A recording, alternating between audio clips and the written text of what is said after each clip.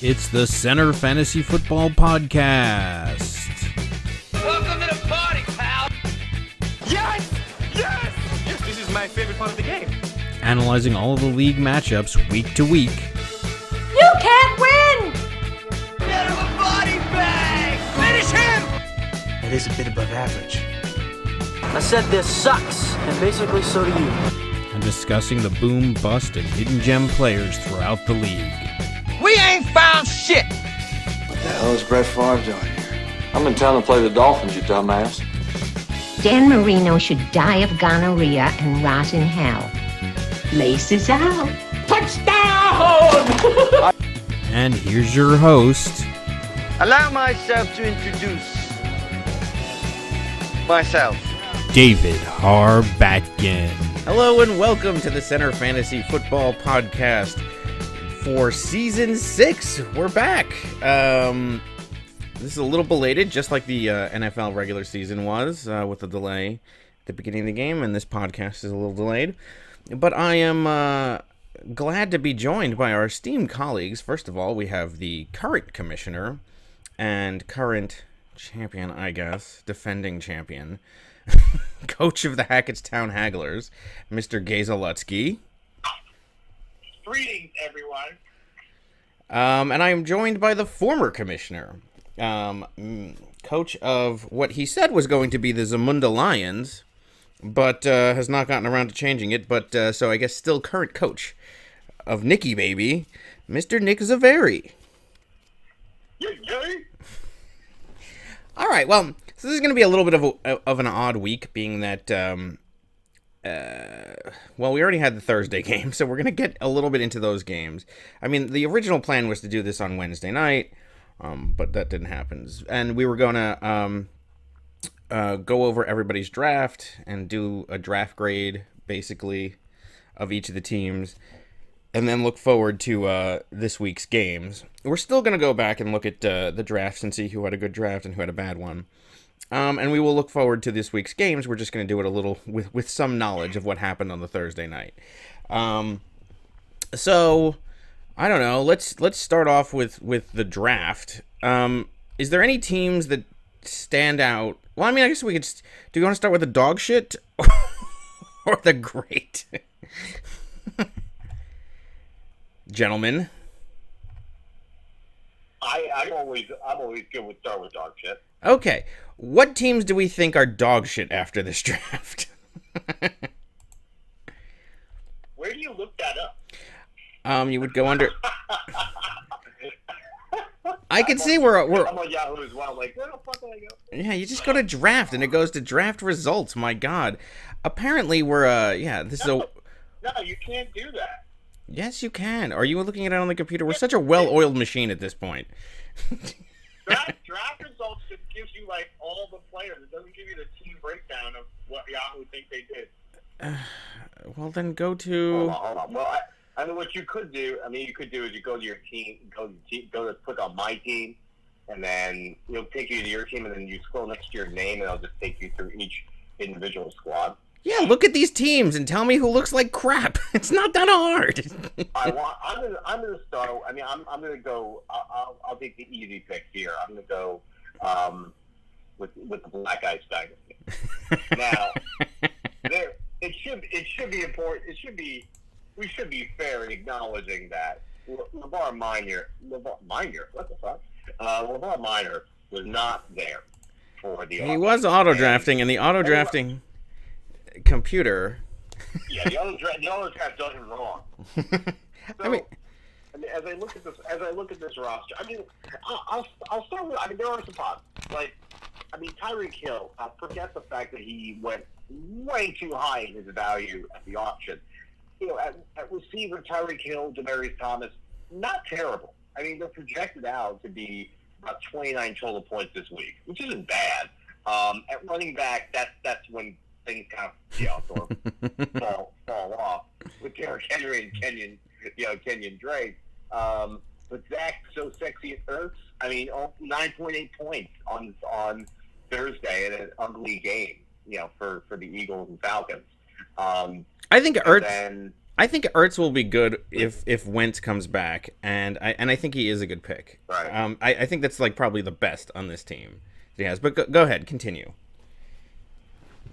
Yeah, I would agree. I'm looking at, well, he's got the Minnesota defense. That may actually carry him quite a bit. Really? That's what we're talking about at this point?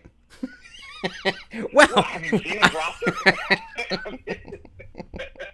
I like, throw me a freaking bone here. It's not pretty. Well, I mean, he has Alshon Jeffrey, who got him 0 points on his bench. Well, I mean, and Jeffrey Jeffrey like Wentz is going to be out a few weeks. That Eagles offense. Oh yeah, that's right. He's out. I'm looking at that. He is out. Sorry. I think we can all admit that at 18 points against an inept Atlanta offense, that this is what you get, by the way, for keeping Steve Sarkisian as your offensive coordinator, who, in all fairness, had quite a drinking problem at USC, and it seemed to kind of keep on with the booze as an offensive coordinator in the NFL. I said it. Below the belt. He says this as he's hitting below the bottle is what I need to say, but I mean that's terrible. I kind of take it. I kind of want that back. Aren't you drinking right now? No. This is what happens when you have kids, though. Like you get your booze in during the party when the kids are playing. Yeah, the kids are all running around. You're trying to make sure they don't burn your house down. I'm in my basement right now, and it looks like the opening seat of Saving Private Ryan. I got toys all over the place. Like, it's just mayhem here. Bear in mind, we had our cleaning people earlier today. That looked like money well spent, clearly. It's just a shit show here. And I've got the little ball pit is just strewn about. I got a lightsaber from out of nowhere. These three-year-olds, mind you, that absolutely just may as well just drop their pants taking a shit on the floor. I mean, it's recklessness here. But as they were doing all that, oh yes, I definitely got my wine drinking on. But the difference is, unlike Steve Sarkisian, I'm not calling offense, so it's okay if I drink. That's real. You get back to the offensive coordinator's drinking problem. Kind of. But I mean the Atlanta offense is a real problem. That's for anyone who's got Matt Ryan's quarterback, and even Julio Jones, who I went up against and who had a great game. But no, there's a problem there anyway. But yeah, Jeffrey's going to be out for a while. Josh Gordon, we have no idea. I don't know where you look at this team and say that like there's a particular position where they really stand out. I mean, Jared Goff may have a decent game on Monday against the Raiders, but down the road, this is just not good. Jarvis Landry, I kind of like his PPR, but he's got Tyrod Taylor throwing the ball initially until Baker Mayfield becomes starter. But it's not pretty. I mean, I look at this team, and I don't, unless Meyer's going to do some wizardry with the waiver wire, I'm not quite sure how this becomes a playoff team. So this would be my submission for dog shit so far in the league. Well, sure, but here that's where I stand on that. Here's the interesting thing, though. Last year, I said kind of the same thing about his team, and he did do some wizardry last year and made it to the playoffs. So, I mean, yes, I look at this team right now and it looks like dog shit. But I'm not in the game of calling Miner out for the count until it's time to, because the things that I saw him do last year, the players that I saw him pick up at the last minute, I mean, things that nobody I thought was were looking at. He manages to do something. I don't know what he's reading or what he's doing, but he manages to do pretty well in these things. So, but yes, on paper I look at this and this team is crap right now as it stands. But we'll see. Geez, your thoughts on what's your do you agree with him? Do you on this team? I'm actually curious. I've never seen a live Miner auction. It's always been auto. Actually pick up if he was actually there. Yeah, well, he did show up for a second and then left the room. He took one look at his lineup and went, "All right, goodbye." All right, honey, we got some work to do in this season. Goodbye. I don't know. So, what would be your submission for dog shit team of the draft? Dog shit teams? Well, let's look at the other auto draft team. Let's look at Kimmel's team. He didn't show up till late because he was on the phone with Malaysia. This team's pretty bad. This team is pretty bad. Let's take a look at this team.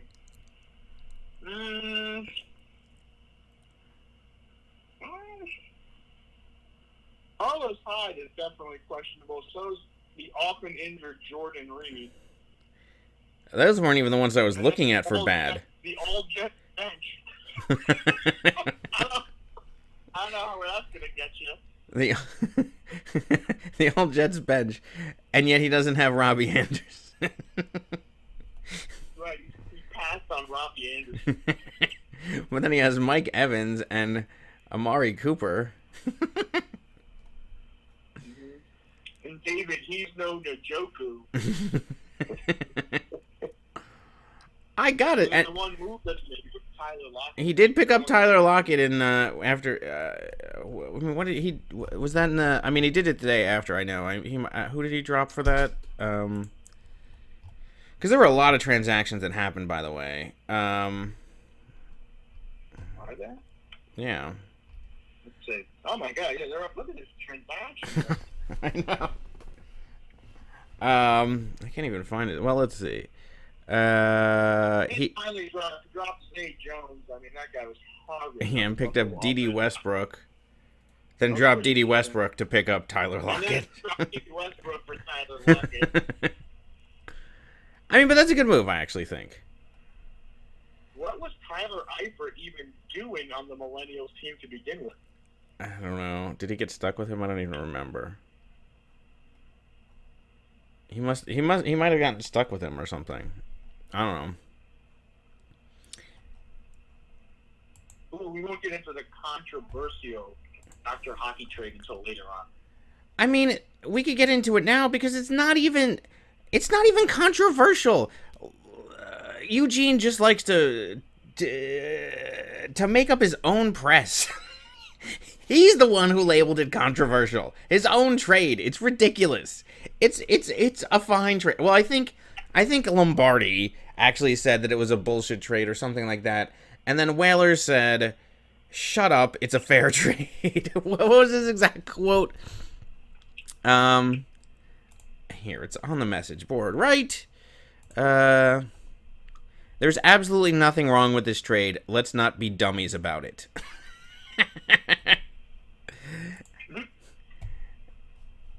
And there's not. I mean, look, I do agree that I don't know why Dr. Hockey, I think the Adams for McCaffrey portion of it was fine.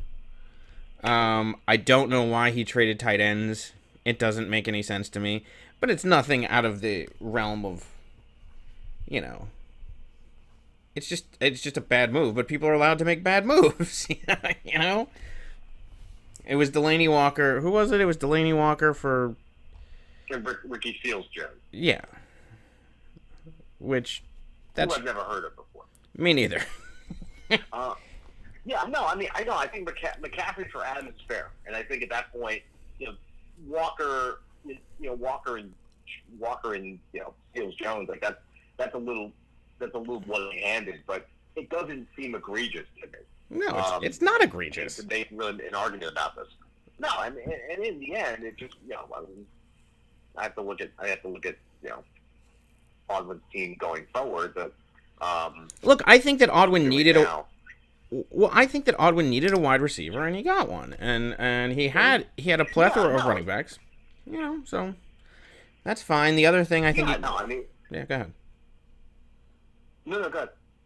I was just going to say, I think he needed wide receivers. I think, he had a plethora of running backs. He gave them up, gave up one, which he had room to do so. And then, I just don't understand the tight end portion of it, but whatever. I mean, I don't know.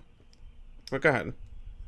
Yeah, he has. I mean, he had Hooper starting, from Atlanta on Thursday, only 5.4 points. No, I mean, running back wise, he had Fournette. Fournette was great for me last year. It should be a decent sophomore year for that running back, even though I think the entire league now knows the key to stopping Jacksonville, stopping the running game. Royce Freeman, who's the very highly touted running back out of Denver, who's going to clearly be the number one back in an offense, is probably going to put more of an emphasis on the run game, because Case Keenum is not going to be. You're not going to try to throw the ball 35 times a game with him as quarterback. So you're going to try to hopefully get some kind of a running game started. But Fitzgerald and Adams, that's a pretty good wide receiver pair, and then you've got Drew Brees. One thing that I like about Dr. Hockey's team is you've got a solid quarterback, you've got a dominant receiver, and then a really good number two receiver, great running back, and then a running back that has significant potential. The problem I think falls off is when you look at Hooper, and then you've got Keelan Cole, who may actually end up having a decent season. It's a bench that could go either way, but it's not a bad team. I mean, that trade I didn't see that as much that big an issue. I think whoever took issue with it was just just screwing around. I think it was just seemed legit. I mean, very often you don't see a number one receiver, a number one running back in trade straight up. But it worked out, and by points, I think that's going to be a pretty even trade this year. So, yeah. What about you, Geese, Mr. Commissioner? Your thoughts on the controversial, not really controversial trade?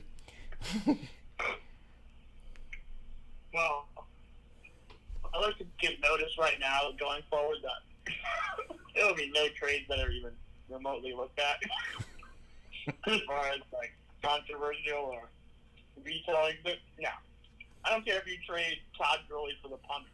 It's going through. A turnstile trade system. I'm back the punter. It's going through. So you guys can squawk about whatever they want. All trades in this league are whatever. There's no review of anything.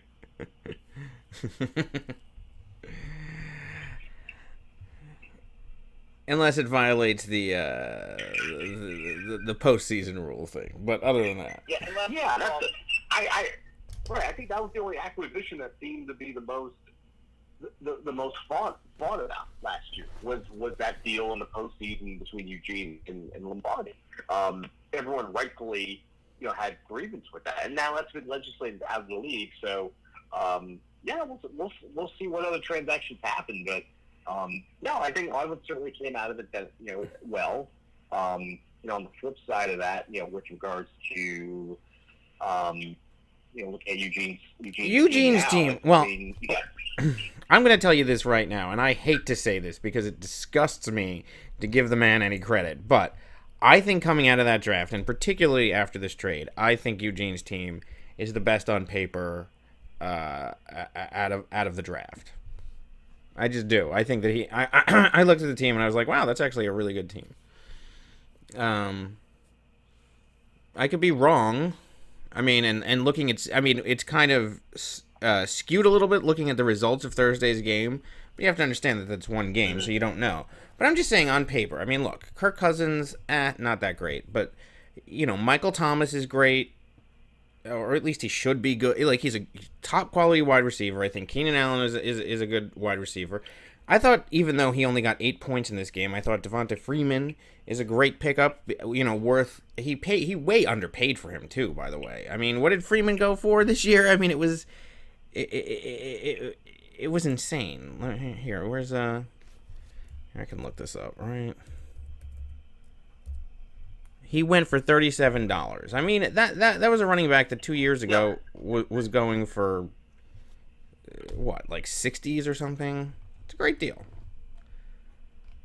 Then who else does he have? Now with the trade, he has McCaffrey as his other running back. Now he's got Delaney Walker. Clam Crowder, not so great. Prater's a good kicker. Defense, whatever, the Detroit defense. But he's also got Chris Carson on the bench. He's got Breda. I like Pat Mahomes, actually, as a quarterback, as a backup quarterback there. Marshawn's not bad. Watkins is fine. And I don't know who Dinty Moore's dog food is. But whatever. I'm just saying. I think his team is actually not that bad on paper. And just looking at the other teams, I think it's better than most of them. Well, that was at least my impression going out of Thursday. I guess if we looked at these teams more in depth now, maybe I'll think differently. But that's at least what I thought going out of, not Thursday, Tuesday, after the draft. Well, yeah, I agree. I think anything about anybody, unless you're comparing them to last season's performance, because nobody's played a game yet. Well, yeah, but I mean, obviously. Like, that's the thing. That's what I'm saying. On paper, looking at, what these teams look like on paper based on their last year's performance, yes. I mean, but, look, if you just, if you could just rely on that, then there would be no reason to play the season. So, I'm just saying, coming out of the gates, it looks like he has a really good team. But, yeah, it could be dog shit. I mean, these players could have off years. One of these players could David Johnson themselves and play 5 minutes, and then they're out for the season. You don't know. So, yeah, I tend to agree too. I think it's probably one of the better receiving pairs in the league. Cousins, I think, is going to have a great year. And McCaffrey, I liked a lot in the auction. So, yeah, it's a balanced team. Yeah, that's it's something that.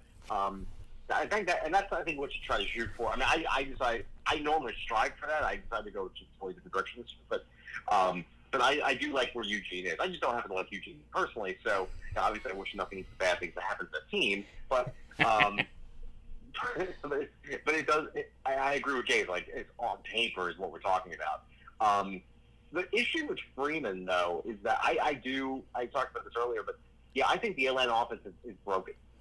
I think Julio's had a phenomenal year, but I don't see any reason why I would trust that offense. There's something, and this is not just from the game on Thursday. Like, we've seen a trend last year where Matt Ryan, since the Super Bowl, has not played well. I'm not quite sure what is the focus of the offense. This they change offensive coordinator, Kyle Shanahan going to San Francisco now as the head coach. I don't like the direction they're going. So Freeman was where, at this point, I'm not sure he's going to have that much better a year than Marshawn Lynch. Like, that's kind of where I am right now with Atlanta running backs. Kevin Coleman, I think, might be the better option this year because I think there's very likely more of a chance that Atlanta running backs are going to thrive more in the passing game than in the running game.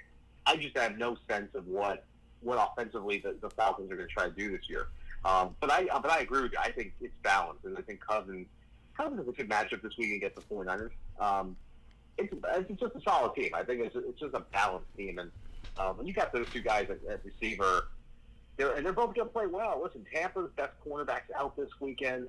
The Chiefs traded away their best cornerback, Marcus Peters. So I imagine both these receivers will thrive this week. Their total projection is about 37 points, and it actually may be even slightly higher. I mean, I think Michael Thomas will have a really good year, and I think it's going to be the kind of guy who's going to average upwards of 15, 16 points a game, if not more so. So I think they're well developed. And Desean Watson is solid. I mean, they started this season a shitty Miami team that basically gave away their entire defense in the offseason. So I imagine that they'll play well. So I have no faith in Jameson Crowder because I have no faith in most of what Washington has to offer. So. Yeah. So, Geese, what do you think of either Eugene's team, or you could volunteer who you think is the best, who had the best draft? Well, Eugene sat on 186. He was a 186er for most of the draft. I was starting to raise an eyebrow. Like, who's he even going to get? Who's left? They ended up putting together quite an interesting squad.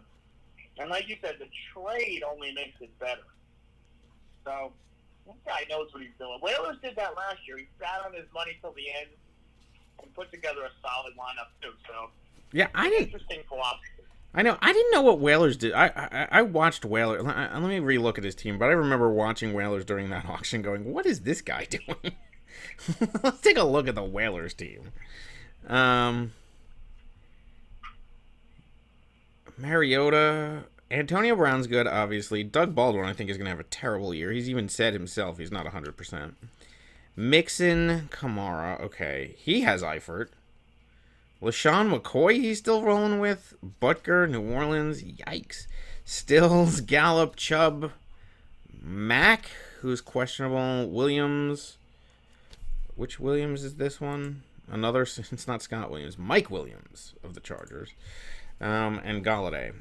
I don't know. This is a pretty bad team, too, I think. On paper. I mean, he's got Antonio Brown, and he's got Kamara, so... I mean, in theory, and McCoy is good if he, actually is allowed to play the whole season, but he might be in an Elliott-like situation. So it actually, maybe I'll take a little of that back. Maybe it's not that bad a team. I don't know. I'm actually curious about your thoughts about this team. You can't bet against Antonio Brown. I mean, that's a solid pickup. No, I know, but he can't carry your entire team. I have acknowledged that Brown is great, but go ahead. Yeah, I like this team. Okay. I think Mariota. I still don't trust him much as a quarterback, but I think that he will be able to run the ball enough that it's going to warrant him being a really solid number one quarterback this year.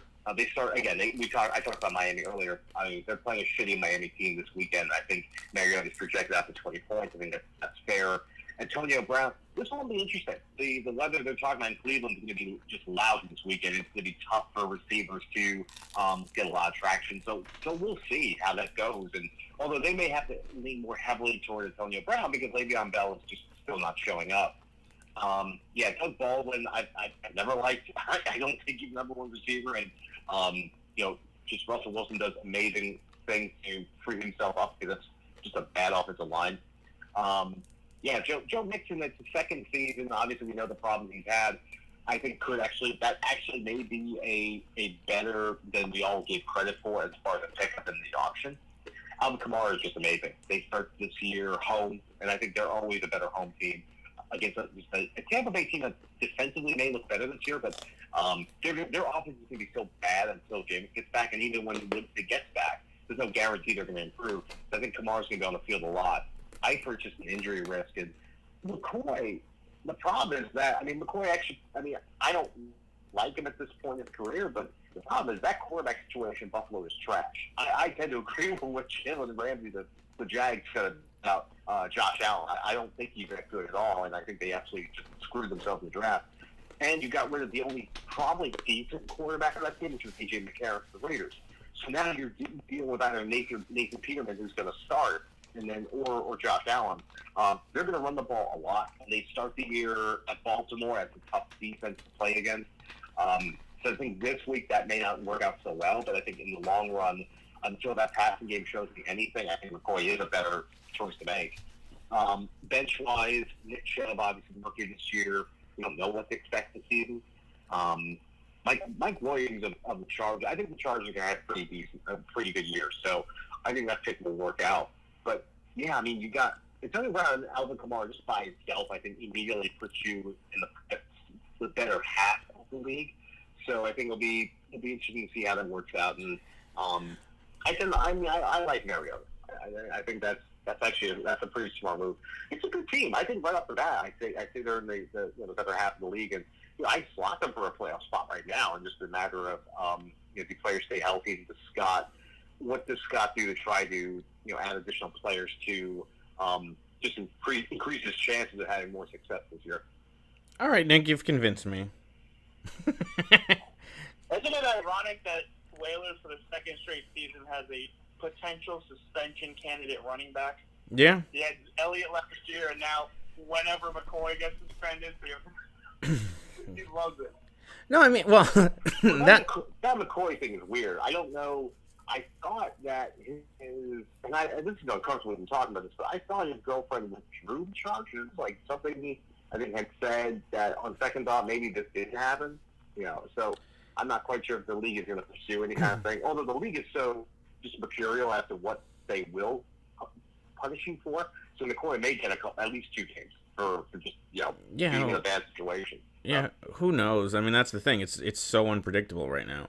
But I mean, and look, I had McCoy last year. I thought he was great. I mean, he was one of the best players I had on my team, and I really wanted him this year until I saw that incident happen. It just scared me away because I just don't want to be living week to week wondering, like, is this guy, going to carry my team and then to be gone? I mean, but he got him for, I mean, how much did he get him for? It was he got him for a really good deal. I mean, that's the other thing. So, let's see.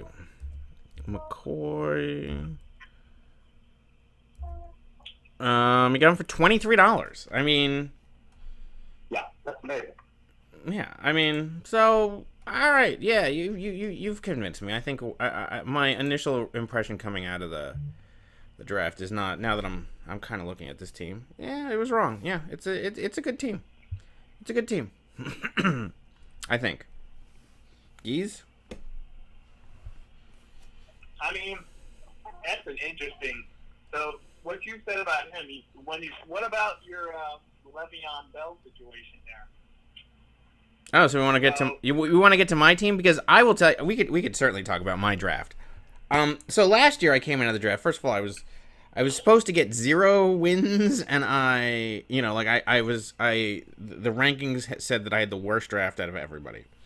But I was like, no, I feel really good about this team. Like, I think it's a good team.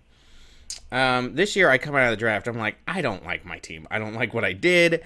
And really, I got fucked at the beginning of this draft because I didn't want Le'Veon Bell. I really didn't want him at all. I didn't even want to be on the bidding. But I thought the auto drafting miners computer would eventually keep going for Le'Veon Bell.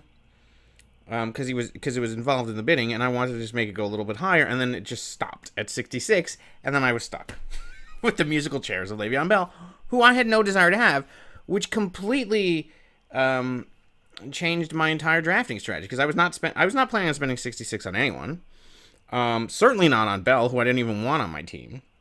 I wanted Melvin Gordon and Dalvin Cook. Those were the running backs that I wanted, but then once I got stuck with this guy at the beginning, it's like, what do you do? So I managed to get Melvin Gordon.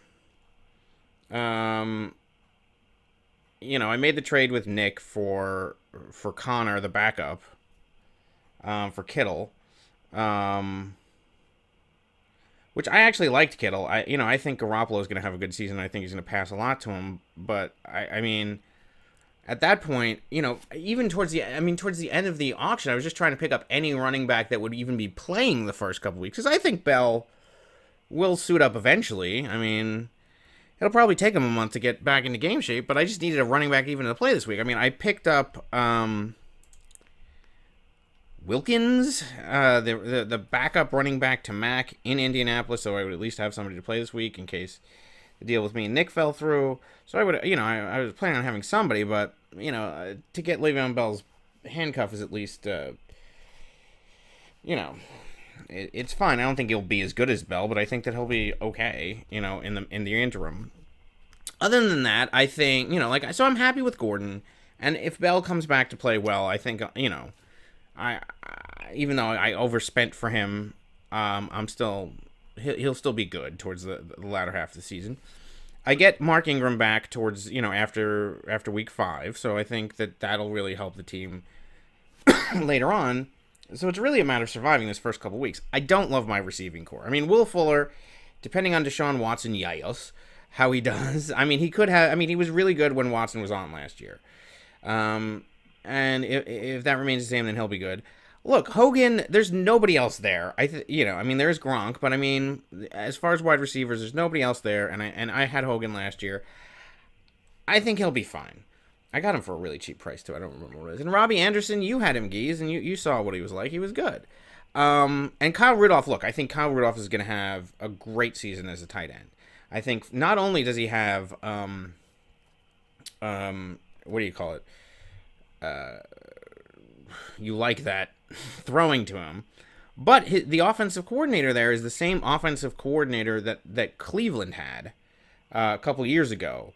When Gary Barnidge suddenly was this great tight end, and then he left them, and then we never heard from Gary Barnidge again. And now that guy, who clearly focuses on the tight end, is going to Kyle Rudolph. So that was the quarterback that I want. I mean, the tight end that I wanted, and then I wanted Garoppolo. And I think I ended up getting Matt Ryan because he was so cheap that I was like, fine. And this week, both teams had a bad matchup, but we'll get into that into the intricacies of the specific games this week later. But, and there were other plays that I was trying to go for towards the end, but I was just like $1 short because everybody was nickel and diming me throughout that auction for because I had to pay $8 for the Jacksonville defense, who I really wanted. I think I had to pay $2 for the kicker. There was I had to pay an extra $1 here and there that ended up costing me towards the end when Lombardi, I think, got some guy for some running back. I think it was the Packers running back. I don't even remember what it was. And Tevin Coleman went for a little too much for me.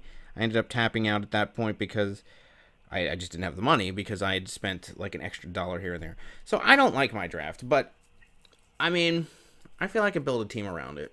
But I don't love my team. But feel free to rip it to shreds or not. I don't care. What do you think about my draft since we're on it? It's, I mean, I don't, are you going to, I think the Steelers in real life should probably try and trade Bell if they could. I mean, the guy clearly doesn't want to play. If you don't want him next year, that's a tricky situation. Do you really think that Le'Veon Bell is going to give an A1 performance this season, or is just not even going to show up? I don't think. I mean, look. I mean, he's also in a contract year, so he might. Look, I've read a million things about it, whether or not he'll. Because I don't even know. I haven't heard any news today, but maybe he'll sign today just so he can get paid for the first week and then show up in the second week or something. Because it's obviously too late for him to play this week. Maybe they'll trade him to another team that really wants him and he'll have a great game in the middle, or a great season in the middle of that. I don't know. This was not a player that I planned to have. I got stuck with a crappy situation. I said in the auction that I'd be happy to move him. And I'm still willing to entertain trade offers, but I'm not going to get shafted on Le'Veon Bell. I'm not making the same Le'Veon Bell mistake that somebody else on this broadcast did last year.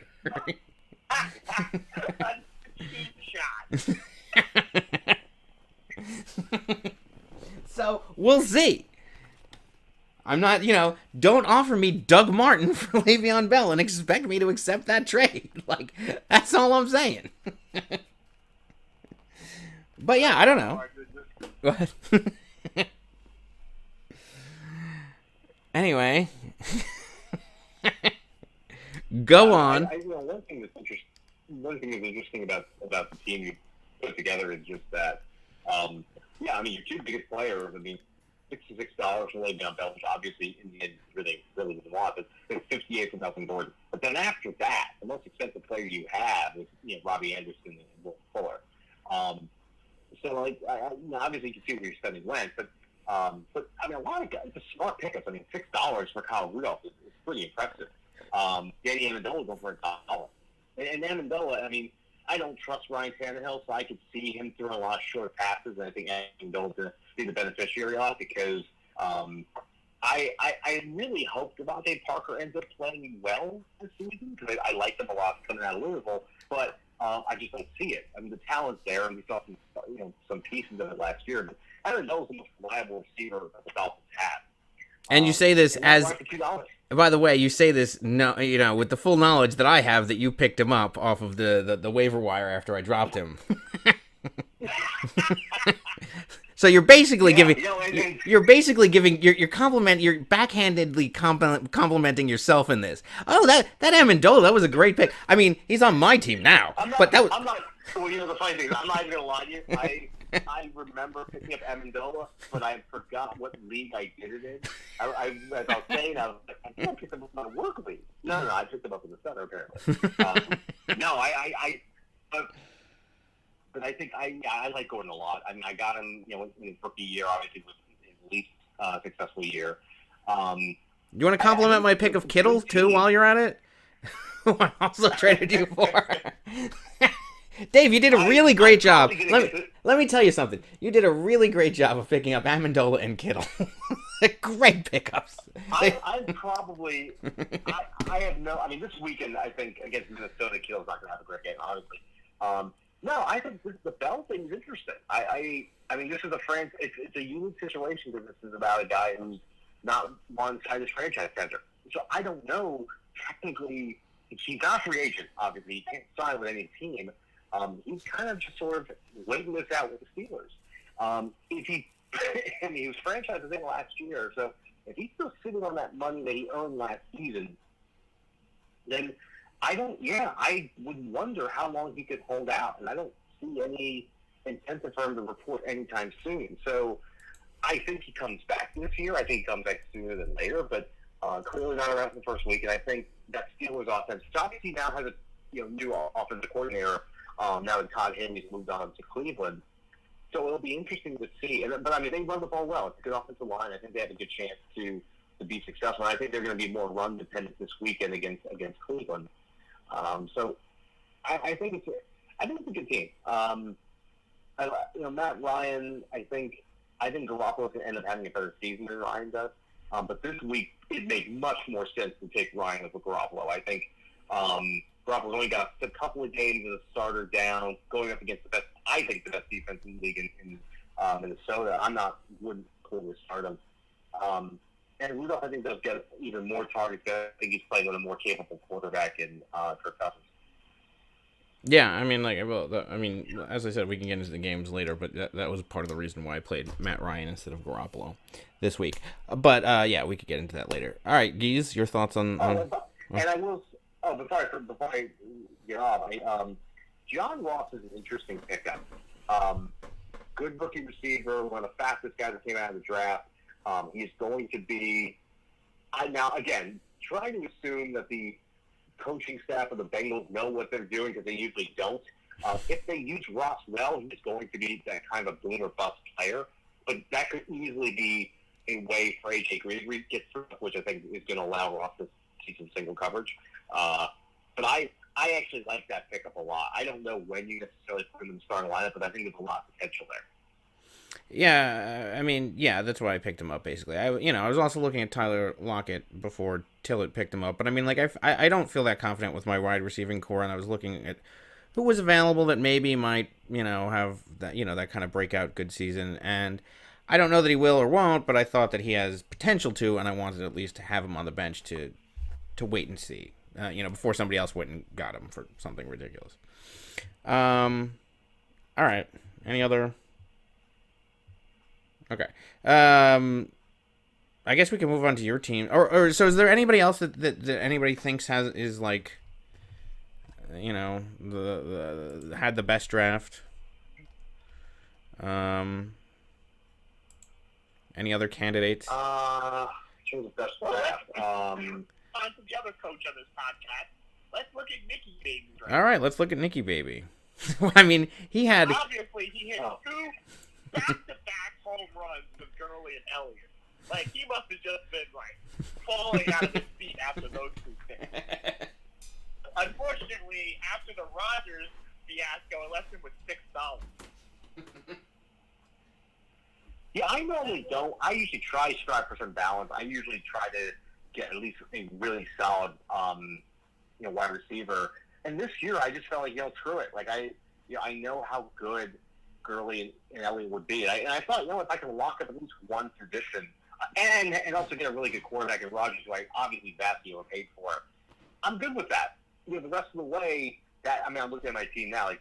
Essentially, after spending, two players going for 70, Rodgers going for 43, the most money a player made at that beyond that is Sterling Shepard for $4.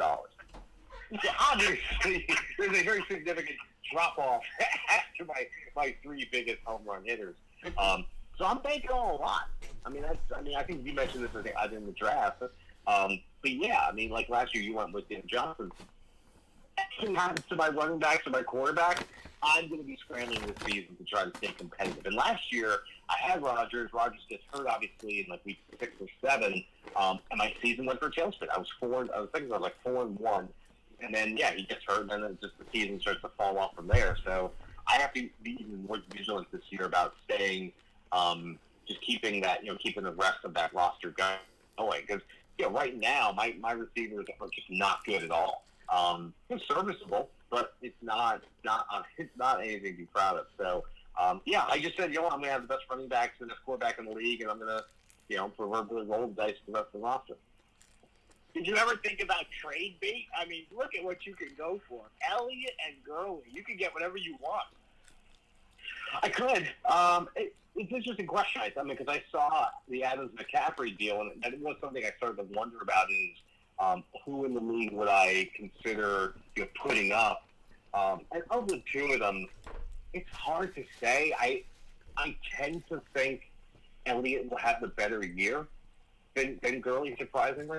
So I'd be more likely to part with Gurley. And saying that, I think you could get a whole bunch back for that. It's something I've certainly wondered about. Rodgers not so much, because I think every team has a really, really good quarterback, and I don't think anyone's going to really go absolutely crazy to try to get him. I think one of the two running backs would allow me to certainly trade for a improvement wide receiver and just provide more depth in my starters. Yeah, I look at. Oh, go ahead. No, go ahead. No, I was just gonna say. Looking at your team, because obviously you have the best running back tandem in the league by far. I think. It's the history of any league. Yeah, I know. No, it's phenomenal. And then, look, I think Aaron Rodgers is going to have, even though he got paid, I still think he's going to have an amazing season. I think after last, he's one of those people that's just a competitor, and I think he's due for a really good season this year. But I don't know if I would have spent as much as you did on him, given how much you spent on Gurley and Elliott, because I think that you could have built. I think that there was certainly enough quarterbacks available to, maybe downgrade a little at quarterback. And especially since Rodgers is not going to, a lot of this you were already saying, but Rodgers is not going to be trade bait. The other two would be, but what do why would you want to give up that running back core? I think if you work the waiver wire and really pay attention, you'll be able to find some wide receivers that can make up there, a lot. And then you have the best running back tandem in the league, and then you still have Aaron Rodgers. So I think that there is a very good nucleus of this team. It's just a question of, can you get those extra little pieces in there?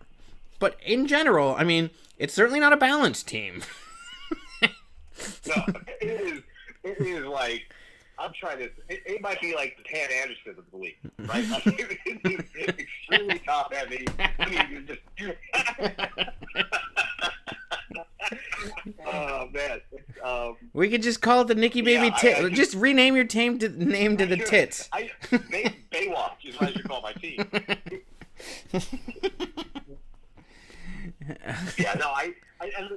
And the Elliott thing is funny because that bidding was going up, and at some point it's like at $65, and I've got it on my screen. I'm like, do I really just want to nudge a little further? I'm like, fuck it. But I kind of thought someone would outbid me on there. And then no one did, and it just, he came to me, and I was like, okay, fine. No, the Rodgers thing, that drives me crazy, because the math will tell you that as good a year that Aaron Rodgers has, is it going to be that much better than than some of these guys going for $5-6? No, it actually isn't. There's the difference in quarterbacks mathematically in the top 10 or whatever is not all that different. So that's why you don't overspend like that. I like Andrew Luck a lot this year. I think that offensive line plays a lot better. I think Luck have a good have a comeback season, and I could have easily gotten them for half that. It's less than that, and then that allows me to really improve it at the wide receiver position. Suddenly, I always have some question marks about Amari Cooper, but that's obviously suddenly in play. So there's opportunity to do that. So now I kind of just deal with having like a really solid trio, and you just hope that that's the only problem with not having a balanced team. Is like you're really depending on a few guys to play really well and probably slightly better than their projections to pick up the slack for the others. On the receiver end, Cooper Kupp, I think, and I saw them solely from a PPR standpoint. Cooper Kupp, I think, for the Rams, I think it's going to play well. I think this week against the Raiders, I think the Raiders secondary is better I think Kupp is going to be the guy on third down, going to get a ton of just targets, from Jared Goff. Sterling Shepard, he's the number 2 guy in New York. Now that Beckham has his contract, Beckham's the best receiver. This weekend we're going to see it. This weekend Jalen Ramsey's going to probably get locked up with Beckham. That frees up. That's going to free up Shepard to go against their second best corner, who's good, but I still think that's a favorable matchup, and I think Shepard continues to improve. So it's not a great receiving core, but it's a core with some potential. And I'm back and forth about whether or not I'm going to start Amendola this week. I think Tennessee's a pretty good defense, but as I said before, I think Amendola's the most reliable receiver that Miami has. So we'll see. But I agree. I think it's an extremely top-heavy team, and it's one of those teams that I'm going to have to be more vigilant about looking at available players in the waiver, because I'm going to constantly have to reconstruct the rest of the roster aside from those 3 players. Yeah, I mean, but yeah, I don't think Sterling Shepard is that bad. He actually did well last year. Randall Cobb is just on his way out. I mean, he was a good receiver, but I just don't, this isn't 2015. I do like Amendola. I just didn't have room for him on the bench, and I needed to do something. So that's part of the reason why. But he should be good. I don't say no. I mean, like I said, you just have to work around the little pieces. And I agree with you. This week I wouldn't play Kittle because they're playing Minnesota, but in general, I do think that Kittle will probably be better than Jared Cook. So I actually do think that you slightly upgraded your tight end through that trade. But yeah, in general, I mean, we you just work it hard. I mean, you already got Amendola, and I think that you could be certainly a good team this year. Why don't we talk about the other guy on this podcast, his team this time, the defending champs. Oh, let's take a look. And speaking about overpaying for quarterbacks, I mean, look at Nick's opponent. Nick's opponent, the Lightning Rod, is personally responsible for the hickory stick that became Desean Watson. This guy single-handedly drove him up from $19 to $42. Yeah. Well, I'd like to get Gaten Casper on this podcast. What was he thinking? Where was he going with this? I think everyone likes Wilson a lot. I can understand Aaron Rodgers going for $30. I get that. I could see that getting crazy. Watson's a surprising one, but I think we all saw in the league when he played well. Gabe, your team was clearly the best in the league. And then to your credit, Watson goes down. You still managed to get a squad to the feature. When healthy, I think Watson is, a top 5 fantasy quarterback easily. They start the year with a shaky New England defense. And you pair him up with DeAndre Hopkins, who is just a stud receiver. So I like the team a lot. I think Watson's going to be great. I think Watson stays healthy. The yards alone, he stands a chance of throwing 3,500, 4,000 yards. He could run. Again, stays healthy. That's, 500-600 yards rushing? I'll say he'll run more than Cam Newton this year. All that together says that's a player who's going to outpace a lot of quarterbacks this season. There's just a lot of talent that he has. So I think, and then between them and Dalvin Cook, I think you're a little like me in the sense that Watson, Hopkins, and Cook are your 3 best players by far.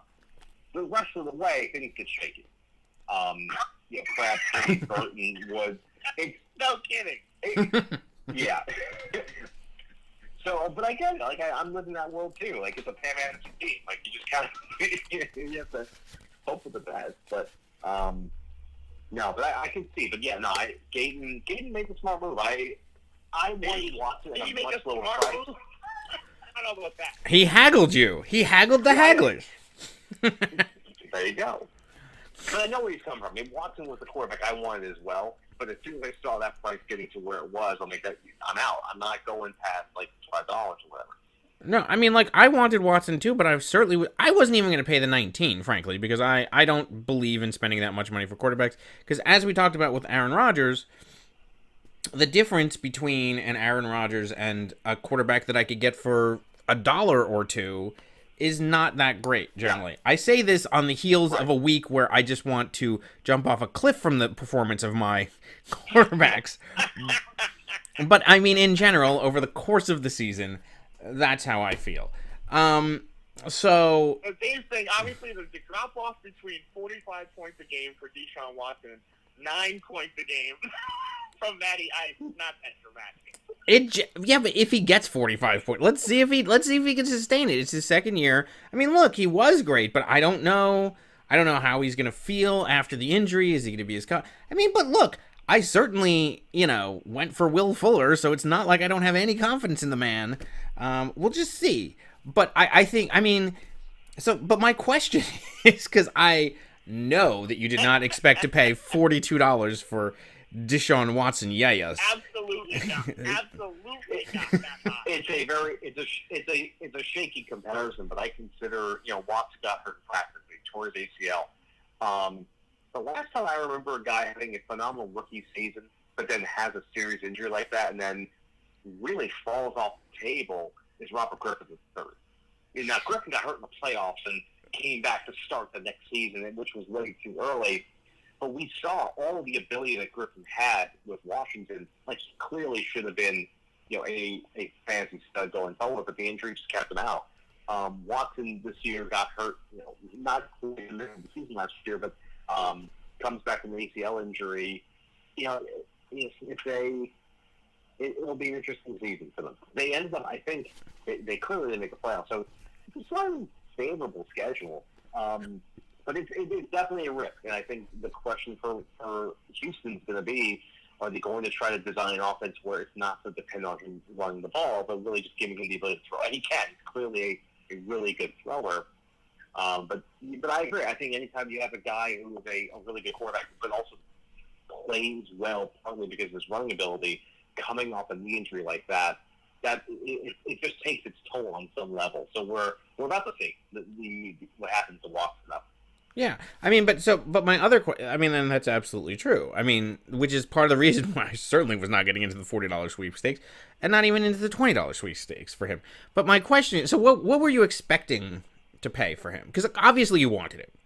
So what was your? I wanted him bad, and I set aside $30 for the man, and I thought that would be a little on the high side. Okay. Mid-20s, 55, 28, and then people start to dwindle out of 28. I had $30 set aside. When it got to 42, the seed was coming out of my ears.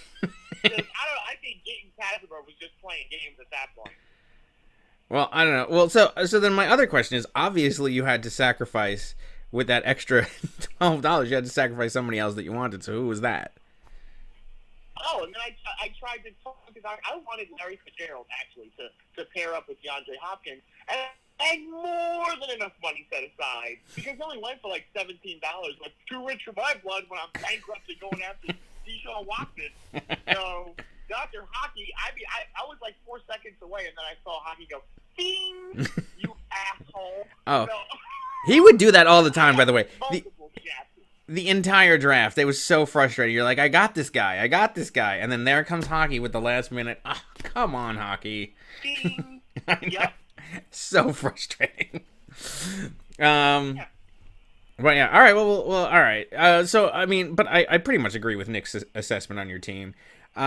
Look, the two firsts from Watson and Hopkins could either make or break your team. They're great. I do agree that Dalvin Cook is good. I wanted him as my RB2. You ended up with him. But I do think he's a quality RB who's going to get you a lot of points. After that, I don't know. I just don't know. I'm not saying it's terrible, but I don't know. And we'll see. Look, Crabtree is the only one there in Baltimore. Really, he's the only wide receiver.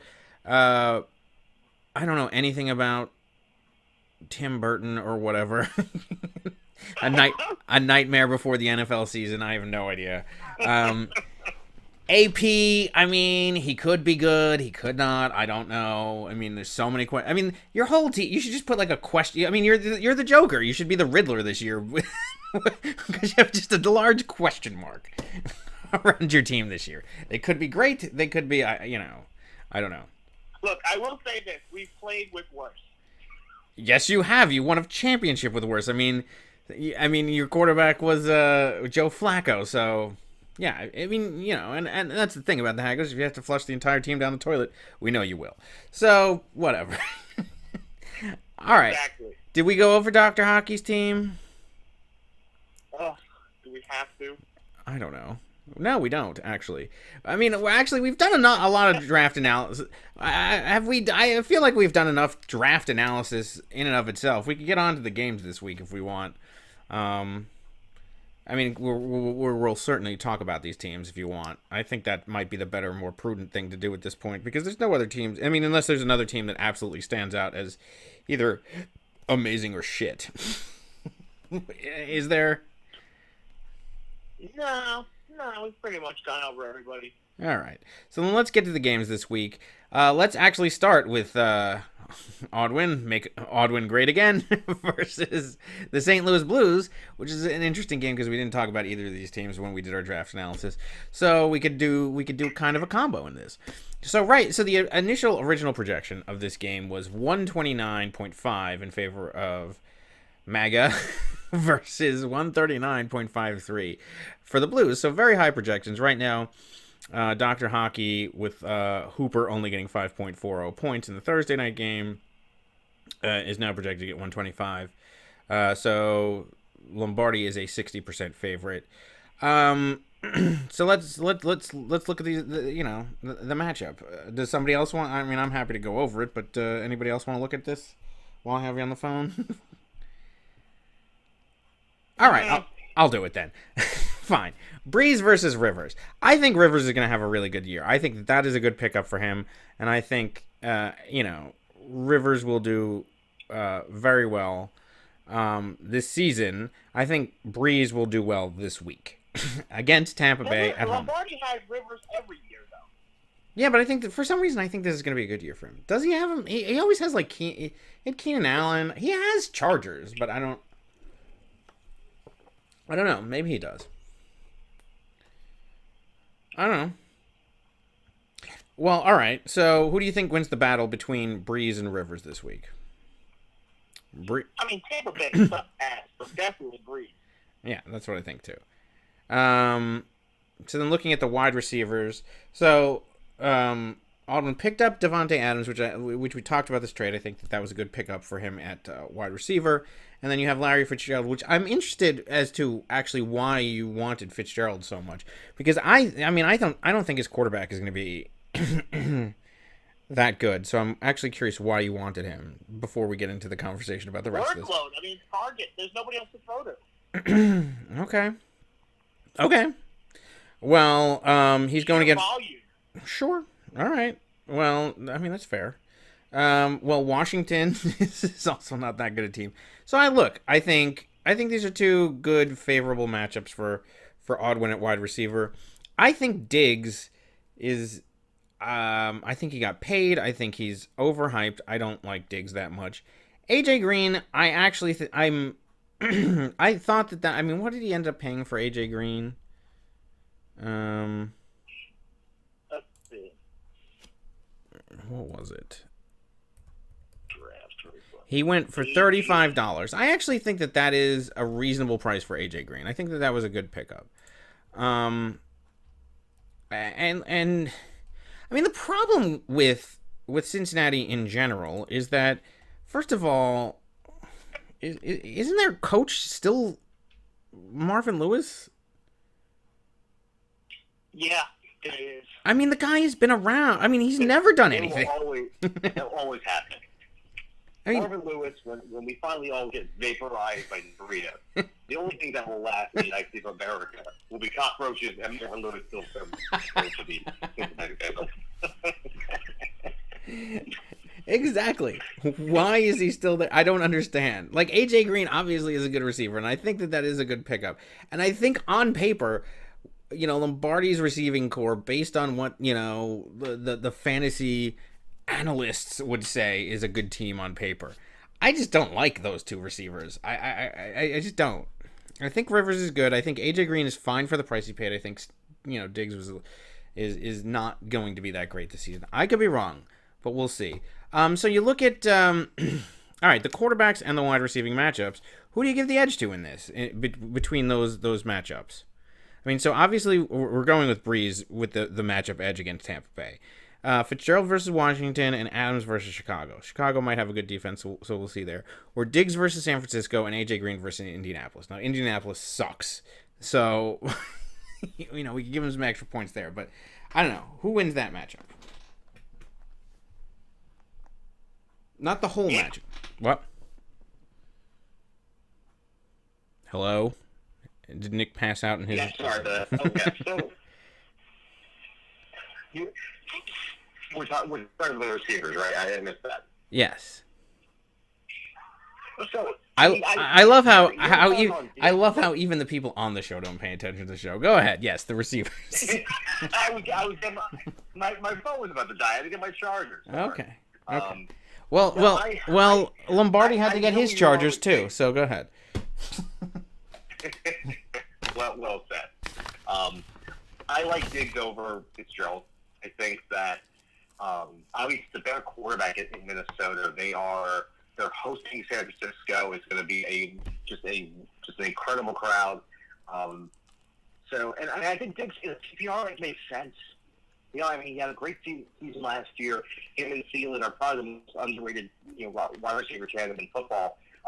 Diggs, I think, especially in our league, I think does really well. A.J. Green, I'm in Indianapolis. I have no idea what to expect of the defense, and I don't think they play well enough to really stop them.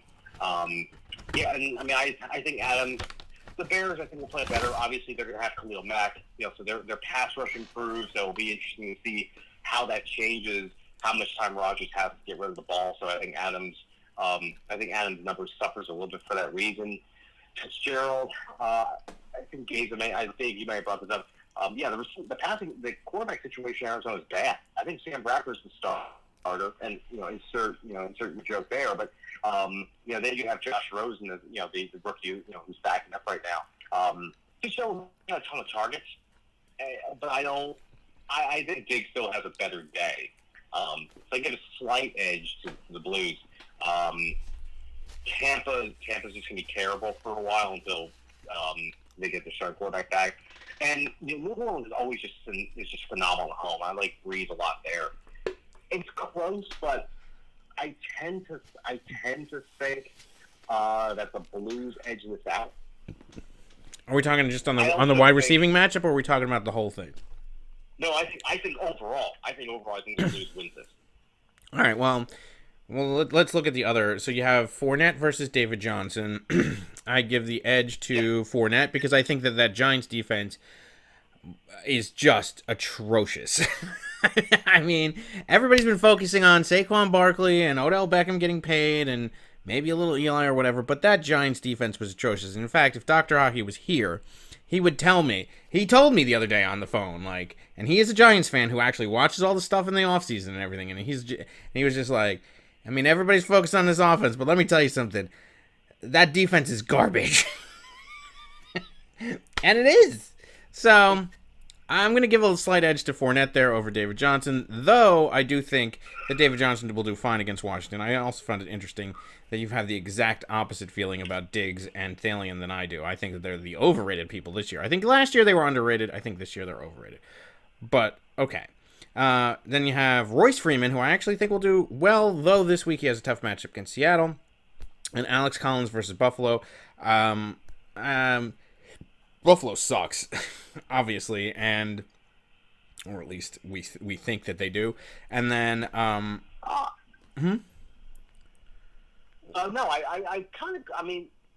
I'll question it a little bit because I think Seattle's best players are gone. Yeah, that's true, actually. Bennett. That is true. They let go of Richard Sherman. Yeah, that is true. They are now. They're nothing now. They're basically Russell Wilson and just a lot of prey. And that is true. That is true. They're a team that's going to live on a reputation. They're Denver's home this week. I think Freeman has a decent game. I think Denver's going to really try to establish a running game because I think they have. The quarterback, the improvement of quarterback. You went from just a dumpster fire to Case Keenum, so I guess that's an improvement. I Alex Collins is a good running back. Buffalo is a playoff team. Granted, they lost in a close game to Jacksonville in the first week of the playoff. But, wait. Did you say Buffalo is a playoff team? Yeah, Buffalo was a playoff team last year. Oh, I thought you said is going to be a playoff team. Never mind. Okay. Oh no, no, I don't think lightning strikes twice for the. Okay. No, I like Freeman over Collins for that reason. Yeah, I think Seattle's setting themselves up to try to get a top 5 pick next year. They might actually. They are. Yeah. You know what? And it's true. I mean, they're trying to live off their reputation because even for me, I you automatically think Seattle and you're like, oh yeah, defense, this and that. But you're absolutely right. And this is part of the problem with the first week of the season. You haven't seen any games really, except for one. And you forget like all the stuff that's happening. It's not until I've always said it's not until week 3 that you really know what these players are going to do this season. But that's true. I do think that Freeman will have a good game now that you point that out. All right, Hooper, we already know he only got 5 points in that game, in that train wreck of a game. First of all, I'll talk about that when I talk about the matchup between me and Geese. but yeah, only 5 points in that game. And then Greg Olsen, good pickup, and I think that he'll do well, certainly against Dallas. Cole, I mean, you mentioned him before. I think Cole will do well. Now that Lee is down. Plus, he was doing well last year. I mean, towards the end of the season, those Jacksonville wide receivers were actually doing really well. So I think he'll actually do fine. Williams on Chicago, I think that was the guy that he picked for me from at the end, and he'll do well there. I think that he might actually outplay Cole. Yeah, I'm gonna. This is actually a tougher game than looks to be projected. So who'd you say you're going with? I'm gonna give the slight edge to the Blues. Okay. What about you, Geese? I mean, is Odwin? I would agree.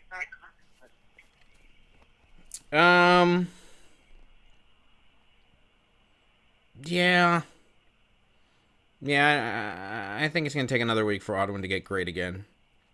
I mean, Austin Hooper, I don't know what hockey was expecting out of him. I think that was more of a gamble. Well, I think the Hooper decision was more, he didn't know with Seals Jones this week. Although, frankly, you just traded for him. I would have played him against Washington. I don't know what he was thinking there. But okay. I think it'll be a close game. I think it'll be closer than this projection says, though. I do give the slight edge, particularly in the tight end area, to the Blues. All right. So where do we want to go next? What game do we want to do next? You guys are going head to head. Go to you guys next, or do we wait for the end? We could do that now. Why not? Let's get this shit show over with. So, all right, the championship rematch, and I have to say, starting on Thursday night, I felt like I was living, like, I immediately felt like I was transported back to December. It was like deja vu all over again, watching Philadelphia on a national stage with Nick Foles, who fucking sucks, play again, and it was just like the opposite, though. Except because like this time I didn't need Nick Foles to score, I needed Matt Ryan to score. But it's because their team it's just such a pathetic game to watch. It was just like watching I'm gonna self-destruct if I ever have to watch Eagles games again. I hate it. I hate them. I hate everything about it. It's just awful. And here was the thing. I needed Nick Foles to just do something, and he finally did towards the... It was just so frustrating. I can't even speak normally about this game. Go ahead. He means Matt Ryan. Yeah. He means Matt Ryan. Well, it's not that I hate Matt Ryan. I actually don't... That was the other frustrating thing, to watch the end of the game. I'm like, just get a fucking touchdown to salvage this game. You're within the 10-yard line. Well, and then he handed it off to Coleman. I'm like, you couldn't have flicked it to him. And then, like you said at the beginning of the game, he had... What, he had 3 chances in the red zone? I mean, like, the man couldn't do... I mean, all he needed to do was get 1 touchdown, and he salvages this performance. But no, he gets under 10, under double digits. It's just pathetic. And look, I wanted to play Garoppolo, but I mean, I can't play him against Minnesota this week. Minnesota, I just think is too good, and I do think Garoppolo will be good. I just don't think he's going to be good this week, which is why I sat him and thought maybe Matt Ryan, after coming off the loss in the NFC Championship game to the Eagles and a terrible performance, would come back and have a good performance on this Thursday night. He didn't. Nobody did. It was horrible to watch. It was like watching that championship game all over again. The only solace that I have is that Elliott was on your team instead of mine, fucking up extra points, although he didn't fuck up an extra point, but still he only got 4 points. So I'm just glad that game is over. That's all I have to say. Let's move on to the other ones. It's still, the projection, as far as the projection goes, it was originally 129.93 in my favor to 128.67, so basically a 50-50. You gained a little right here because the quarterback, Ryan was projected to get 21.7. He only got 9, but Elliott was projected to get 9. So basically I lose 11 points. You lost 5. So you're about, since we're supposed to be even, you have about a 6-point edge at this point, which could be made up anywhere else. So this game is by no stretch of the imagination over. It's just frustrating to have watched that, and I don't ever want to see any Eagles games again. And it was an extra kick in the nuts to watch that team win the Super Bowl and Nick Foles to win the MVP. And that's all I have to say. And it's just frustrating that I had to start the season exactly where I left off, watching a frustrating fucking Eagles team. Moving on. I'm clearly going to give the edge to Desean Watson in this matchup. Clearly. Then you have, all right, so here's the interesting thing, the wide receiver matchup. So it's all, actually most of this wide receiver matchup is the New England Houston game. I actually think Desean Watson will have a decent game against a not that great New England defense. The question is, does he throw it to Hopkins, or does he throw it to Fuller, or does he throw it to both? And then I'm hoping for a shootout, because then Hogan will get some points. I think Hopkins has the edge over Fuller, obviously, but not by that much, because I think it's going to be dependent on how Watson does in general. And then I think if it's a high-scoring game, Hogan can benefit from that and overcome Crabtree. After that, I think Melvin Gordon and Dalvin Cook are a relatively even matchup. I give the slight edge to Gordon there. And then, Connor versus Peterson, I give the edge there. Even, they're playing Cleveland. He's not Le'Veon Bell, but I think that he's a suitable replacement. Rudolph versus, Tim Burton's a nightmare at Green Bay, I think Rudolph's going to have a great game. I'm confident there. Robbie Anderson versus Robert Woods. I think Anderson can do fine. And then really actually one of the strengths of my team, which, kind of always goes under the radar, but Zerline was a great kicker last year, and Jacksonville was getting Nick points left and right. He was Nick's best offensive player, the Jacksonville defense. So, so look, I have a strong defense and I have a strong kicker, and I think that actually might make up some points for Matt Ryan's disgusting performance and might help us edge it out, but I don't know. That's my thoughts on this game. I think it's actually a coin flip at this point, and I'm very frustrated with the way that the season has started. But go ahead. Well, you have Snake Bit at quarterback. You just can't get a quarterback to do anything on your team. And both of us now, after this horrid opening performance, are projecting to get the lowest points in the league. It's a battle of the basement already. Yeah, but at least you had your kicker going. Yeah, you're 117 to 122. Even the auto drafting teams are rated higher than that. It's pitiful. But yeah, so obviously the troopers, Desean Watson and DeAndre Hopkins, they better score a 4-touchdown performance between the two of them, because otherwise we're sunk. And if anybody gets injured, we're screwed. So we're playing off of Dalvin Cook and Desean Watson coming back from ACL injury, which is a very tough thing to recover from. What is this, Adrian Peterson's 5th team in 2 years? And then the nightmare before Christmas is supposed to be the latte pick, bust out tight end. But Kuberski's throwing things. He's not exactly Joe Montana back there. And I don't know. And then Crabtree, there's nobody else in Baltimore to get the ball. I just did it sheerly on volume. See if it doesn't backfire.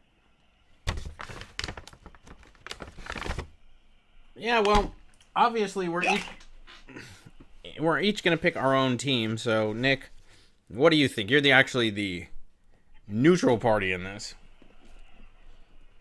I like Gabe's team here. I think Watson does much better. I think New England, I mean, I feel like we say this every year, like New England just looks worse and worse.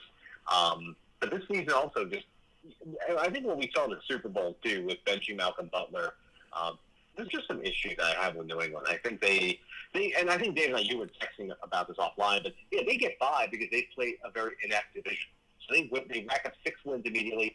New England always gets successful because they're going to have home games in December and in January because they play a shitty division and they get wins built out. Houston, I think, is going to be a tough game for the Patriots. I think Watson, that Houston defense gets better. J.J. Watt comes back. He's worked great in the preseason. Jadavian Clowney, I think, is going to have a really good year. I think they play really well. I think I think Brady's going to have some trouble, and I think that as a result, that's partly why I don't think Hogan has that great a game. I don't think he's that great a receiver, and I think Brady's going to get harassed. I think he's going to get his ass thrown on the ground. And I think to that end, I think Watson plays well. And I think Hopkins, I don't even know the corners at this point for the Patriots. Their best corner they let go to Tennessee in Malcolm Butler. So I think Hopkins runs all over the field against them.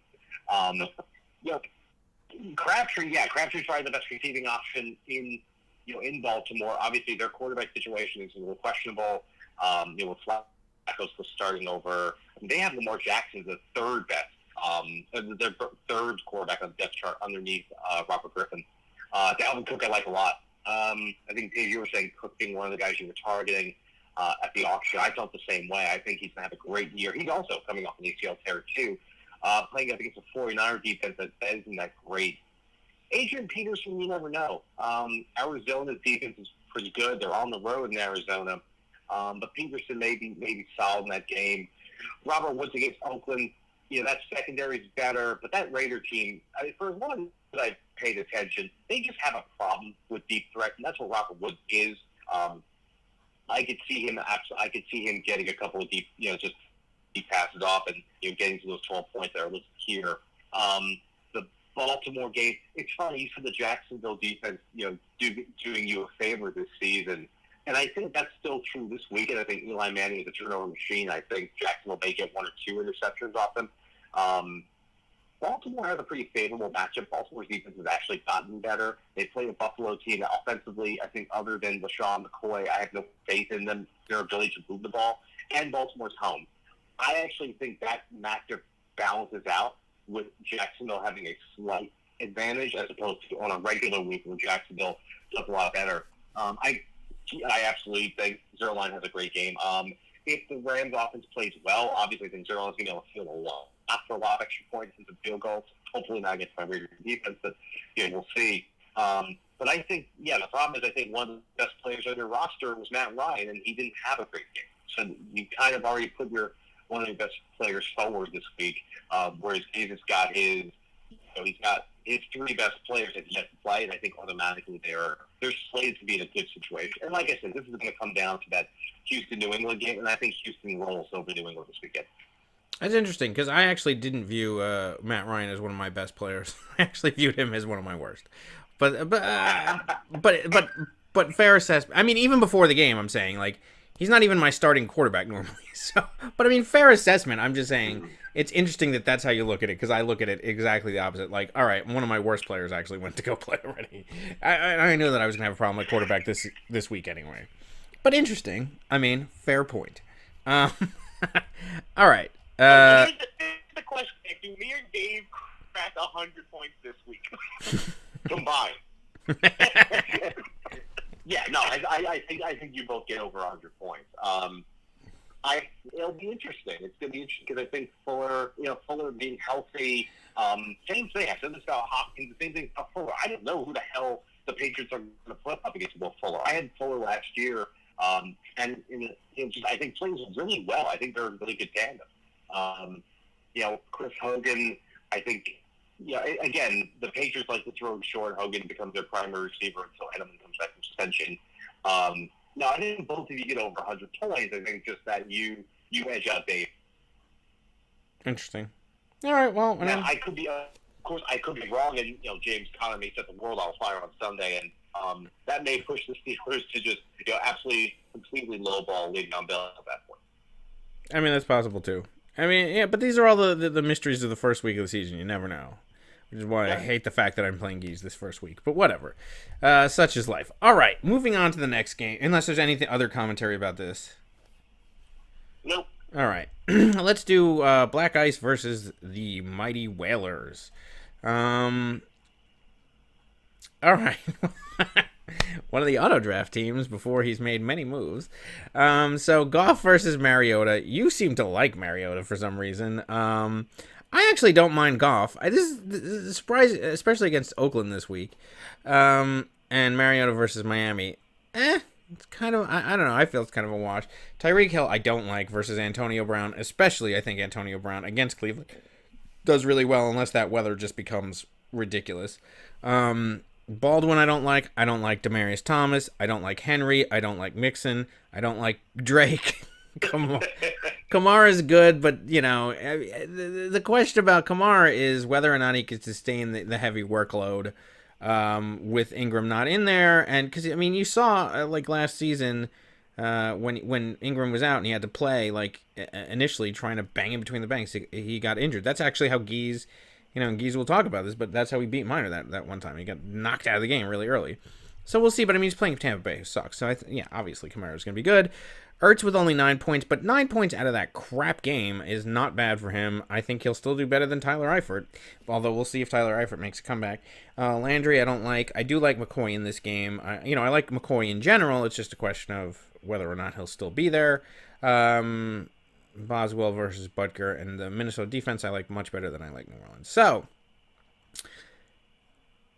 yeah, I'm going to go with the Whalers winning this game. He has at least three players in this game that I think that will do well. I actually think in this one, Miner's best player already played and only got 9.8 points. But your thoughts? Anyone? Bueller? Yeah, you want to go first? Yeah, I'll go first. This year, Miner didn't have the luxury of a great auto draft from the computer. This lineup is just. You can't even dump. I would have dumped the whole team. I would have pulled the Hagglers, just put the whole team in the trash can, and just started over from scratch. But Jared Goff against Oakland is pretty good, but that team is all girlies all the time. So unless he's throwing it to girlies, who cares? Whatever he does, girlies going to power that team. Tyreek Hill, there's just too many weapons in Kansas City. There's too many weapons. They're all fast. They have Sammy Watkins. They have Hill. They have Kelsey. They have Hunt. I don't know if Hill's even going to – he's just going to get lost in the shuffle. And you got Mahomes throwing to – who knows? We know nothing about Mahomes. And then you got Demaryius Thomas, who just drops every pass. That's become what he's known for. He drops everything. Plus, you got Case Keenum throwing, so that's a question mark. And then you got Henry. Henry. And then they got Deion Lewis in there to take touches away from Henry. Drake Tate gets the curse of Al Gore. Once Gore gets on your team, you're screwed. He takes just enough touches away from the starters to ruin both of their careers. And then you got Ertz with that offense on Thursday was a joke. Neither of them could get I felt like Jim Moore. They couldn't make a first down. They couldn't run the ball. They didn't try and run the ball. They couldn't pass it. It was a laugher. I was embarrassed to have the kicker. All right, I was embarrassed to have the kicker, let alone the great Zach Ertz. He was responsible for a stupid boneheaded penalty. It bounced off of his face mask for an interception. He was sorry. To get 9.8 points was a gift. I don't even know how he managed that. And then Jarvis Landry. Miner's basically fielding the Cleveland Browns team, and then a bunch of cast-offs. And then Boswell, that's missing Jamie's favorite kicker. The Minnesota defense may save him. That might be his best offensive weapon is the Minnesota defense this season. And then the bench. I mean, is the bench even worth a putrid bench littered with Cleveland Browns and Clay from Buffalo? Are you kidding? I wouldn't touch anybody from Buffalo. Alfred Morris was surprising. That screwed Dave over also. The auto draft managed to screw Dave late with no money left. Yep. And then he's got to do something about Alshon Jeffery. How long are you going to hold? I mean, with this team, why not? You might as well start him with this lineup. Yeah, this is a Miner always just spins drawing to goals every season. So I'm going to keep a close eye on what he tries to do to salvage this team. Yeah. But I certainly don't. No, go ahead. No, you first go. I was just gonna say, I mean, I think it's. I mean, he always does those Sunday morning moves that it's like, huh. So we'll see if he could salvage this week. I mean, we'll see what he could do to salvage the season. But this week, we'll have to see what he wakes up on Sunday morning and does, because right now it's not looking good. But go ahead. Yeah, I like the Raiders a lot here too. Goff on Monday night. The Raiders obviously now bring on I forgot the defensive coordinator from Cincinnati, but Paul Gunther. They seem like, I mean, in the preseason they really didn't see many starting quarterbacks, but as a year that they have looked improved, obviously the big question mark is not had Khalil Mack, but they moved Bruce Irvin to defensive line, so they're going to get a little bit more pressure. They got a lot of young defensive linemen in the draft, so I think that's a better team, but I do agree with Dave that that's really about Todd Gurley. Although Goff, I think, may do well if they're just throwing a lot of short passes to Gurley and some of those receivers. Tyreek Hill gets lost in offense. Pat Mahomes, I mean, interception machine in the playoffs and in practice, and we're going to see how that goes. And I think they're playing a good Chargers team this weekend, so I'm not sure how well Hill does. Demaryius Thomas, I think that's just a bad situation. I think it's a bad contract for Denver, so I have no interest in Washington at this point. The rest, that roster's just trash. I don't see anything redeeming about Lamar's team as it currently looks right now. Landry may do well because, I mean, you're going to have Tyrod Taylor. It's a good fielding team. I think he gets rid of the ball quickly. Landry's a phenomenal PPR receiver, so I think that there's a benefit there. Minnesota, I think, is going to roll over San Francisco, so I think there's a good chance there. So there's some potentials in this team, but on the other side, I think Mariota, he's projected 20 points. I think that's about what he gets. I think he does throw 2 touchdown passes, runs for like 40, 50 yards. Antonio Brown, I think, does well this week. Doug Baldwin. Yeah, I mean, Denver's secondary, they lost to Keith Lee. They traded him away to the Rams. So that means very likely Chris Harris goes on. Baldwin, I don't know how good a match that is. Joe Mixon, I think, plays well. For personal reasons, I can't stand Joe Mixon, but I think that Indianapolis is not good defensively. I think Mixon plays well. Kamara, we've been talking a lot about how bad Tampa Bay is going to be for a few weeks. With his backs, I think Kamara does well. That's an injury waiting to happen. So those 9 points, like if he gets 3 points, I'll be impressed. I have no faith in Tyler Eckler whatsoever. McCoy is the centerpiece of that Buffalo offense. So if they're going to have any success against Baltimore, it's going to be through McCoy. So I think he does well. I actually take McCoy over Landry. I think he edges him out in points this week. The kicker for Kansas City, I have no idea. I think Kansas City is going to kick a lot of field goals. For Los Angeles, Joey Bosa is going to be out this weekend, but they still have Melvin Ingram. They still have a really good defense. So I think Mahomes is going to have some trouble. I think this is actually going to be a really challenging matchup for him. So I think they're going to settle for a lot of field goals, actually. And the New Orleans defense, this is the weekend this is the weekend to take New Orleans' defense, because I think Tampa Bay is under the helm of Ryan Fitzpatrick is just absolutely pissed for. So I don't think this is close. I think the Whalers actually beats Miners by, I'm going to estimate like 20 points. Yeah, I think it's pretty much a consensus here on all of that. I mean, first of all, the original projection was 139 to 128. Since then, Miners just dropped a few points. So Yeah, I think we're all pretty much in agreement that we're going to go with the Whalers in this first week. All right, let's move on to your game, Nick. Lightning Rods versus Nicky Baby. This what's funny is that it's funny because originally, it was projected up at 132 for me and 127 for him. It's now edging him 135 and 132. So even with a 40-point lead, he's still projected out only 3 points ahead of him. Because after Julio Jones, this gets rough for the Lightning Rods. Lamar Miller, just Juju Smith-Schuster, Jack Doyle, Allen Robinson II, who's a good receiver, but I mean, Mitch Trubisky, I don't think is a good quarterback. Justin Tucker, and then you've got the Rams defense, which I think the Raiders, even if the Raiders get behind, I think their part throws it to keep them in it. So after Jones, I'm not sure who else on this team is going to step up and be able to really contribute. Brady's projected 24 points. I'm not sure he gets it.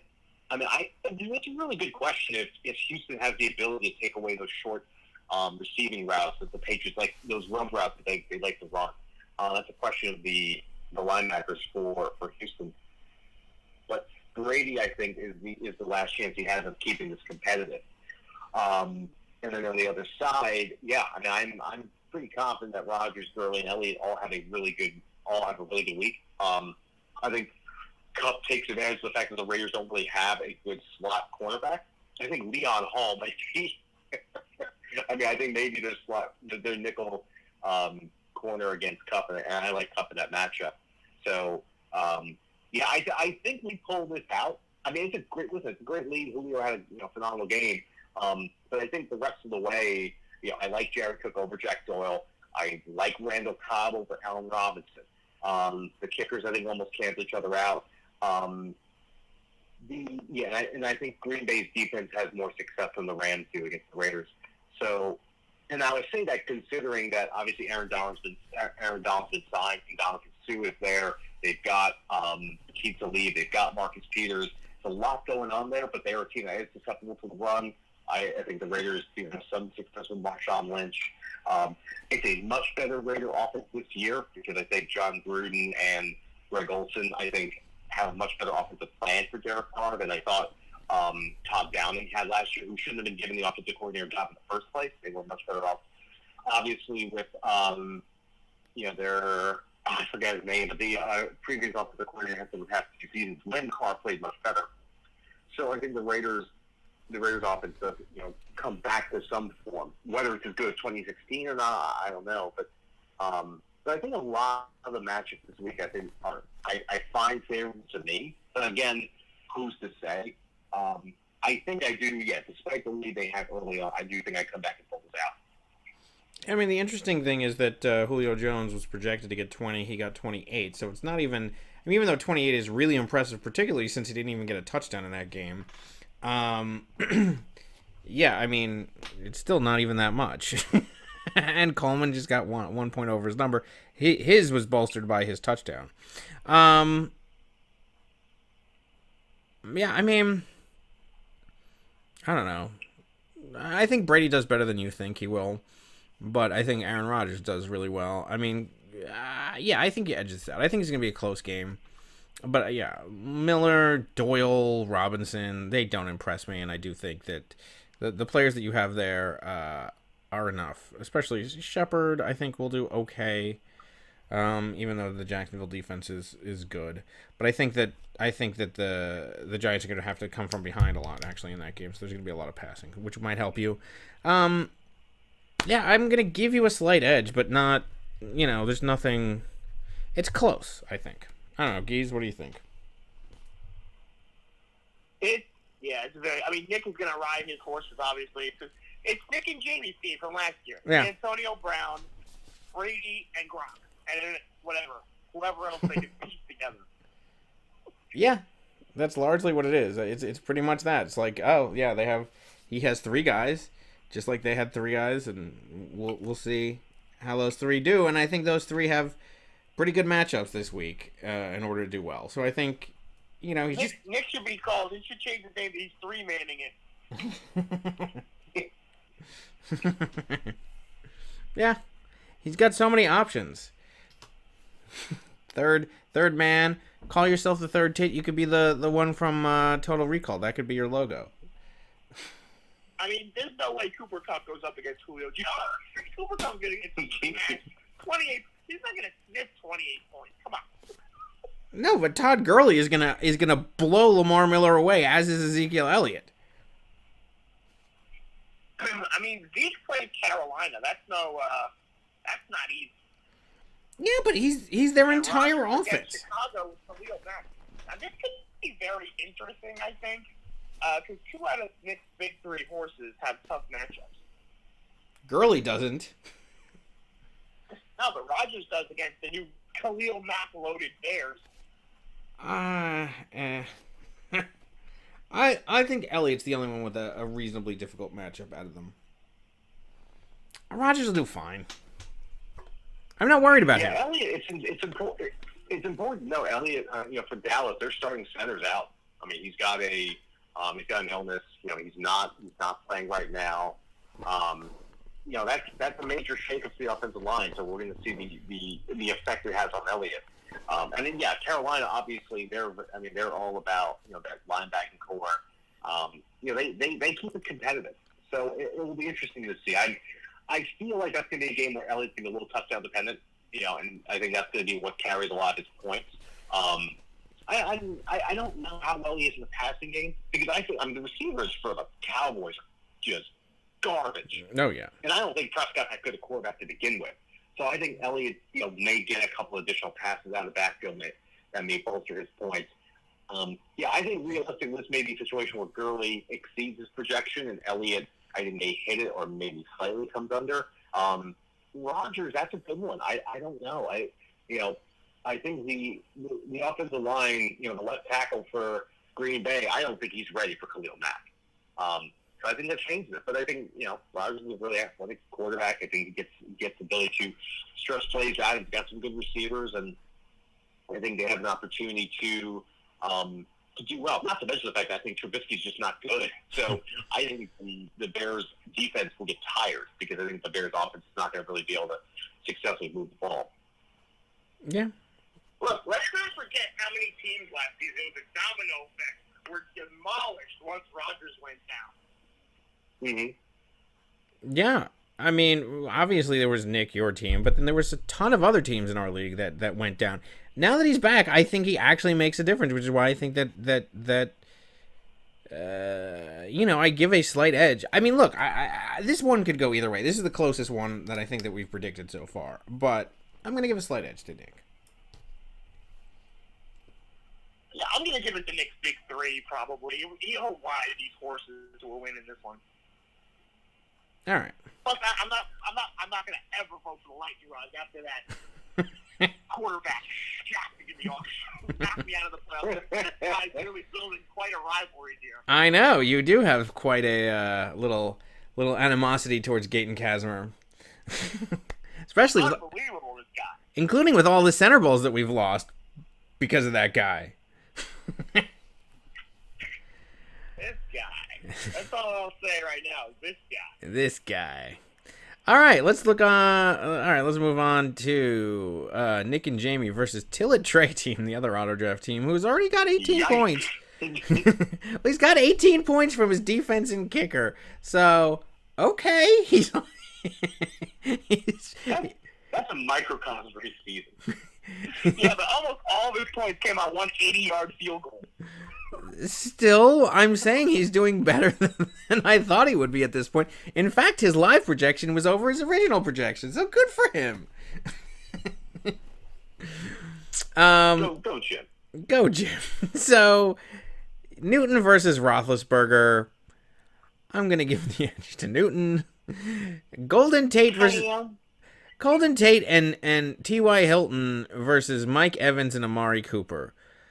Jeez, I don't really like any of those guys. That's an impressive collection of bad wide receivers. T.Y. Hilton could do all right with Andrew Luck back, but we'll see. I don't know.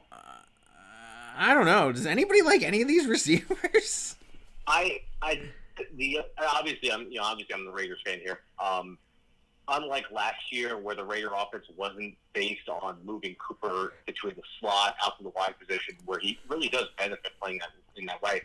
John Gruden's put a premium on making Amari Cooper the premier receiver for the Raiders. Obviously, in the PPR league, I think he's going to get. I'm going to predict probably like 9 or 10 targets on Monday. And it'll be interesting. If he's moving around, it'll be interesting to see who trails him. If it's going to be a keep to lead, who I don't think speed-wise can keep up with him. Marcus Peters, I think, is a better athlete, but I think it will bite on anything. And I think, Cooper has Cooper and Carr have a really good ability to put a double move on someone and be able to, break one out for a touchdown. I think Cooper gets more targets. I think now the big question is, can he, hold on to the ball? If his drop will be the problem. I think they move him around a lot more. He may even get 1 or 2 runs out of the backfield. I think they're going to make him the premier offensive weapon in the passing game.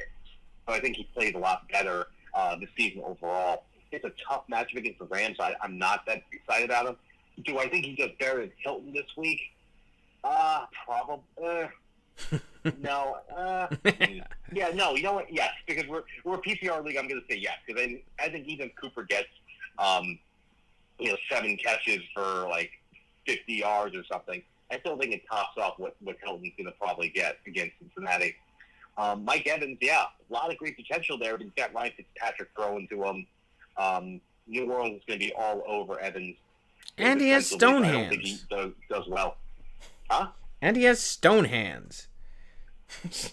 Yeah, Evans has a bit of a problem with that too. I mean, that's a fair assessment. Golden Tate against the Jets. I don't know. Dave, you know the Jets better than I do. I don't know how good their secondary is. I don't even know who's playing quarterback now. So Tate, I think, may play well. I am a fair weather Jets fan. I don't. It's the same kind of thing with all of the teams that I like currently over the last 5 years. It's just, which is why I've been so into fantasy football and all these other sports, because my teams are terrible, and occasionally I wake up and go, wait a minute, this team's doing all right. I wasn't expecting that, but I'm certainly not paying attention to what's going on. It's the same thing with the Mets when they made the World Series in 2015. I woke up in like August and was like, wait a minute, they're actually good? I had no idea. Maybe I should watch this. So yeah, don't ask me what the Jets are doing or who's on them. I know they have the guy from USC, the quarterback, and their last USC quarterback did so well with his butt fumble. Whatever. I don't know. I think usually they make that big splash. They didn't do that this year. Nick and Jamie? Well, they got Gronk.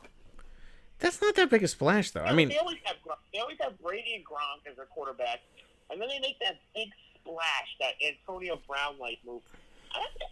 Kareem Hunt, I don't know if that's a big splash. It's not. I mean, look. So Kareem Hunt versus Saquon Barkley. That's an interesting. I don't know. I actually think Kareem Hunt is not. I mean, look, he was great last year, but there were times when he wasn't. And Andy Reid liked to do weird things where he'd put in other players here and there. I mean, it's weird. And then he's playing James White, who could do well, but I mean, New England. I mean, they already have Rex Burkhead. There's so many other running back mouths to feed, and I just don't trust New England that much anyway. Like, they could have the grocery store clerk playing slot. I just don't know. I mean, somebody could show up late for a meeting because they got stuck in traffic, and Belichick is just, you're done. You've been cut. So I just don't like playing with Patriots on this. I mean, but Hunt will do okay, and then I just don't know about Barkley. I mean, he's supposedly a god. Are you a god? I mean, we'll see. Carlos Hyde doesn't, whatever. I mean, Gronk obviously will get some targets, and probably should do better than Jordan Reed. He's playing 2 tight ends. He's got Jimmy Graham also playing. I mean, what is going on there? Playing Jacksonville? Come on, that's tough. What did I say? What? Saquon going up against Jacksonville is tough. I know, I agree. That's a tough week 1 matchup. Oh yeah, and then Burkhead's on the other team. So you got White and Burkhead, and this game is just... I know, this is altogether a mess.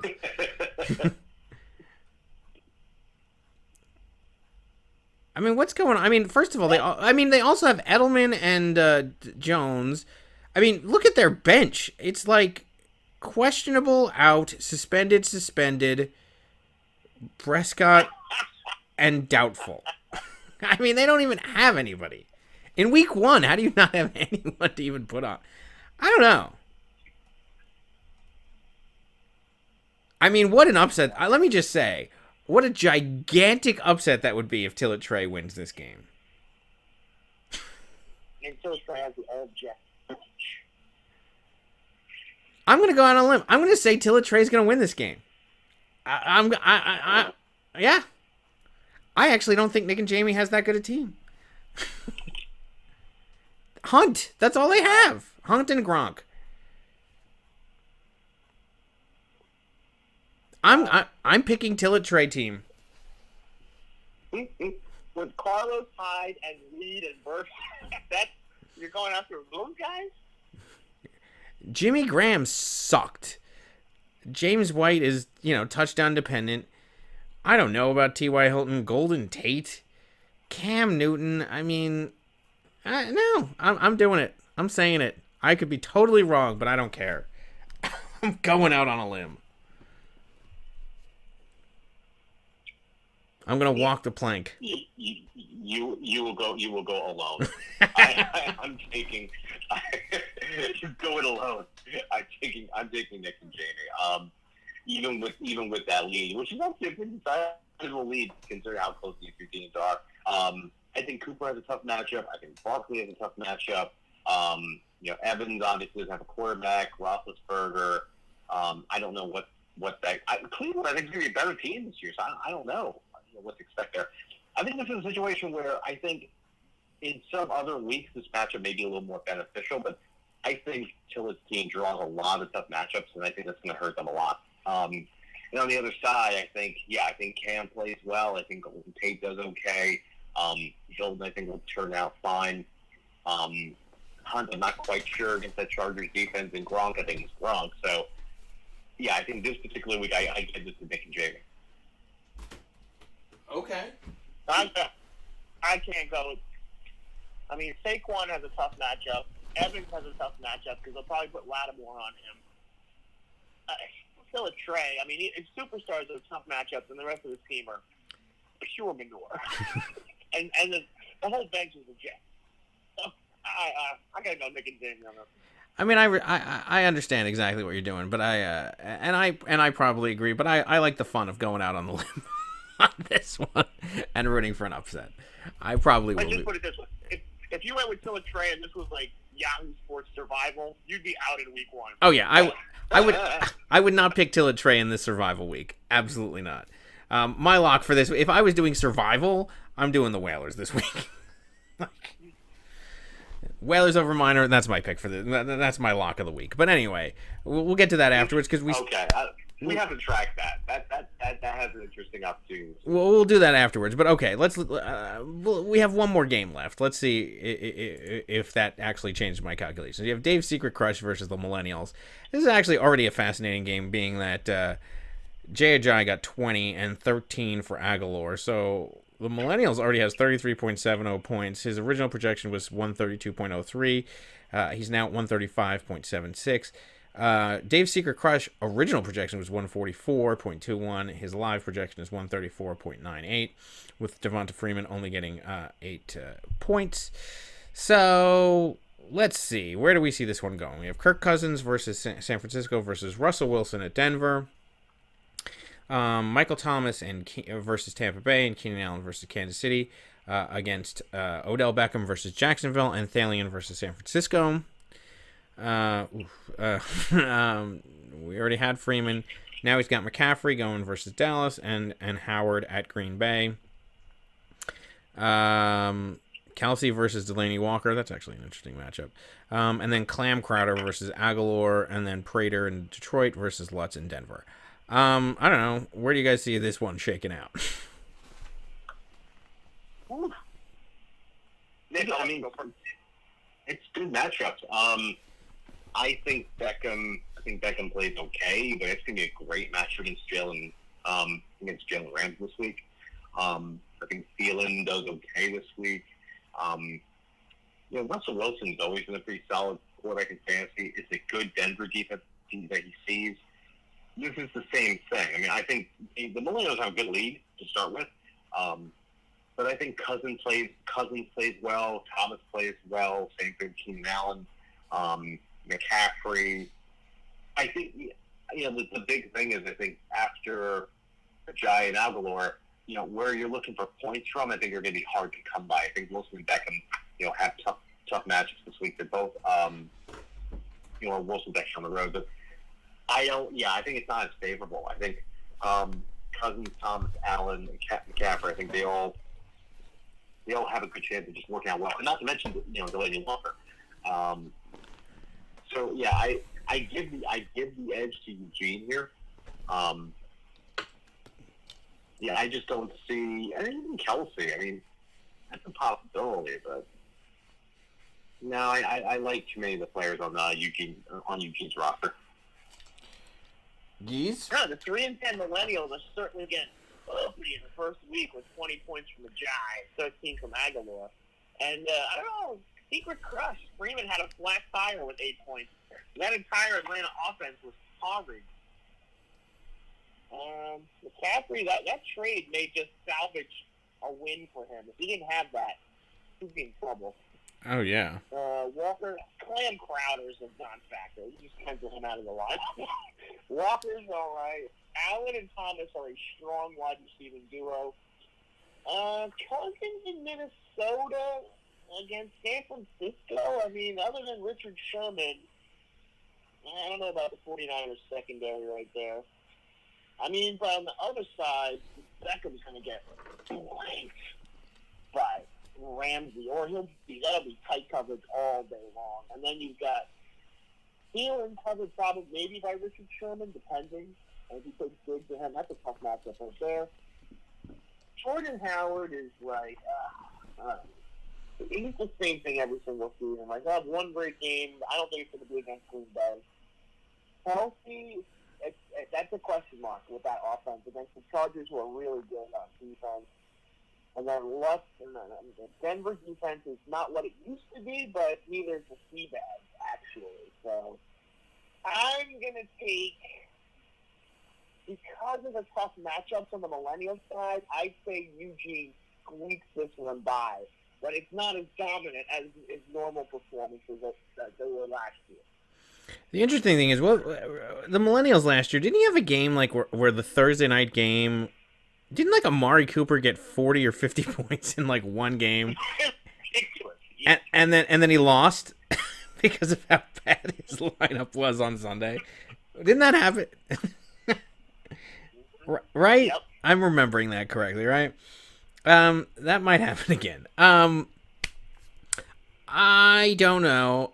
So it's fascinating to me that the computer thought Aguilar was already going to get 13.5. Ajayi outperformed himself at 15. He was supposed to get 15. He got 20. Look, Crowder sucks. Delaney Walker versus... I mean, that Delaney Walker deal might actually just be the slight boost. You're right. Because Kelsey will do fine, actually, in this game.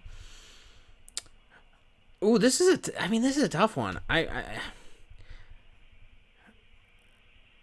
I mean, look, if the Millennials pulls this out, it's gonna be because of Clam Crowder as the flex. That's the only thing I'll say. But I don't think that he pulls it out.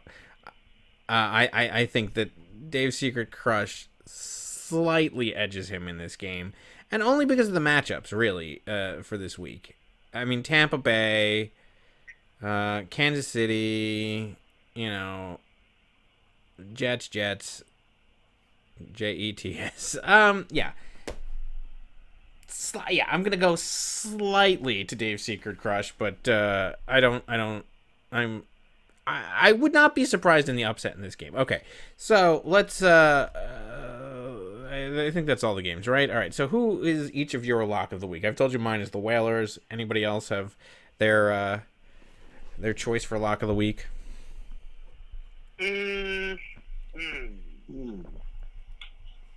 lock of the week.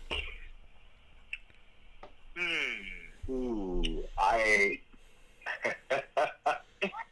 guess I'll go first. Go for it. I'm actually going. I'm going Gaza for the lock of the week. What? Really? That's insulting, but okay. Sorry.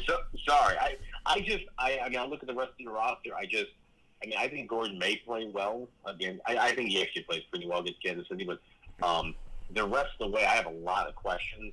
And, I mean, I'm looking on the other side. Watson and Hopkins against a shaky New England defense. Dalvin Cook, I think, will play well. And, I think those are some pretty heavy hitters. And, Matt Ryan obviously isn't your best player, but, that's a major underperformance. And the rest of the way, I'm not quite sure, other than Gordon, where you expect to see a lot of points come from. So I think Gage would be my lock of the week. Interesting. Wow, unexpected. That is unexpected, but okay. Interesting. All right. Geese? Dave's like, all right, slap in the face. I'll take Whalers over Black Ice Dynasty. Yeah, I think that's got to be the obvious one. But sure. I mean, it's the only game first of all, it's already like a 62% to 38 just now.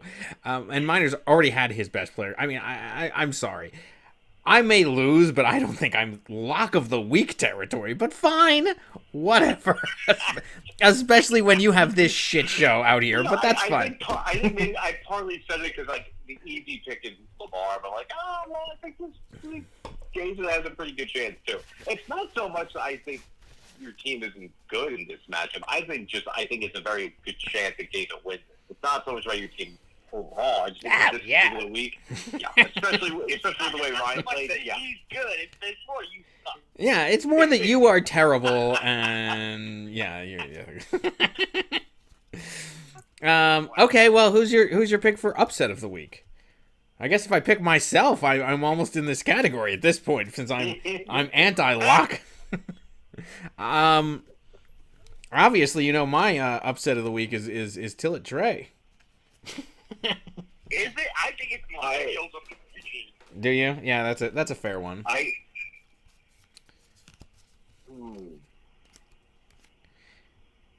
Tillett's a good one. That's a really good one.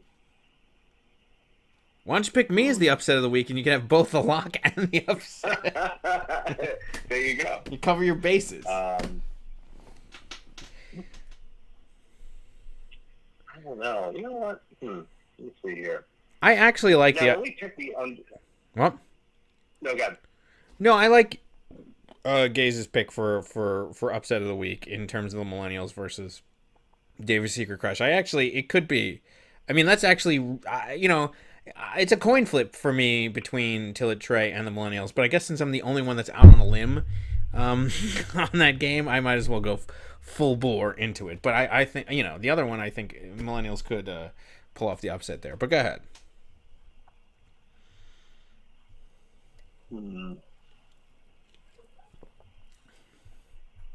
I don't know.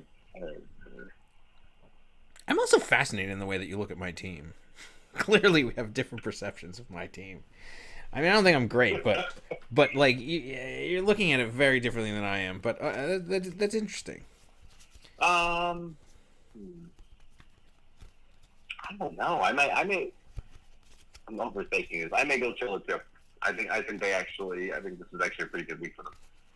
Okay. All right. Well, I think that's about it for everything. Anybody else have any questions, commentary, concerns? We're a little more than 12 hours away, gentlemen. Yes, we are. I know. I have to get Red Zone back on my TV. I think I took that off with the sports package from Verizon. So like every other person in America with FiOS, floods their number tomorrow morning. It's like, oh shit, I have to upgrade my package again. So that would be always fun. I think I have DirecTV now, so I think mine is included or something. I don't know. Yeah, I think it is. I think it's built into that package. I'm jealous of that. We're probably going to get away from. I think we may cut the cord in November when our contract is up, and so I'm going to have to figure. I'm going to get real creative about getting NFL games at that point. But I got the cord a while ago, and I still watch. I still watch games. The only thing is I'm on a slight delay, so Geese and I will oftentimes watch games and like talk to each other, which we did on Thursday, by the way. And so he has to pause his TV in order to so that we could watch it at the same time. But the interesting thing is so the other day he's like, and Tevin Coleman has I don't know, whatever, 14, however many points he had. He's like, when did that happen? And then he scores a touchdown, and it's like, oh, because Yahoo is slightly ahead of where my TV is. So yeah, I don't even know how much I'll have my phone on me if I'm just looking to get updates throughout the day. But it gets tough to block out that much time, especially now Audrey's old enough where. If the TV isn't on something she's interested in after a little while, we're about to have a problem. So I may have to make tomorrow a longer day and have runs on in the basement. But I'm mostly gearing up for a long night on Monday. Because the Bears are going to go well until like 1:30 in the morning, and then that's going to make Tuesday a rough day. But that's the game I'm obviously going to pay most attention to. But no, I'll just get updates throughout the day. So, but I'm excited. Thankfully, that's one. That is one advantage of being in the Pacific time zone. I don't have to stay up late for any of this. I'm going to be watching most of the games tomorrow. Got to wake up early for the. Holy shit, Nick! You only have one person going at 1 o'clock, Sterling Shepard. The rest is like either Sunday night or Monday, except for one. So all your points, your opponent is going to be. Let's see, 1, 2, 3, 4, 5, 6, 7. 7 out of the 9 will have gone by 1 o'clock. So by 4 o'clock, you're going to know what you're up against. Yeah, I always like that. I always like the opponent. Like if it works out where it's like the other person gets that lead, like get what you can now. Because I think Aaron Rodgers Sunday night, that's perfect. Like I will make an effort to try to. Have on my phone or something. But that's a lot of them go later. That's actually the one game that I'm not going to be able to watch because I'm playing hockey tomorrow at like 5 something out here, which is 8 something out by you guys. But so that's the one game I won't be able to watch. But the rest of them I'm going to be up and ready to watch. Probably with Geese on the phone. Go ahead. I think Carolina. I'm very likely Carolina Dallas will be the national game. So we'll probably get that here. So I may be able to get that. I mean, the only game that I really feel the need to watch is the New England-Houston game. Because for my purposes, that's the only one that really matters. 7 out of 9 players are playing in either the Green Bay Chicago game or the Rams Oakland game. You better hope either of those games are rained out.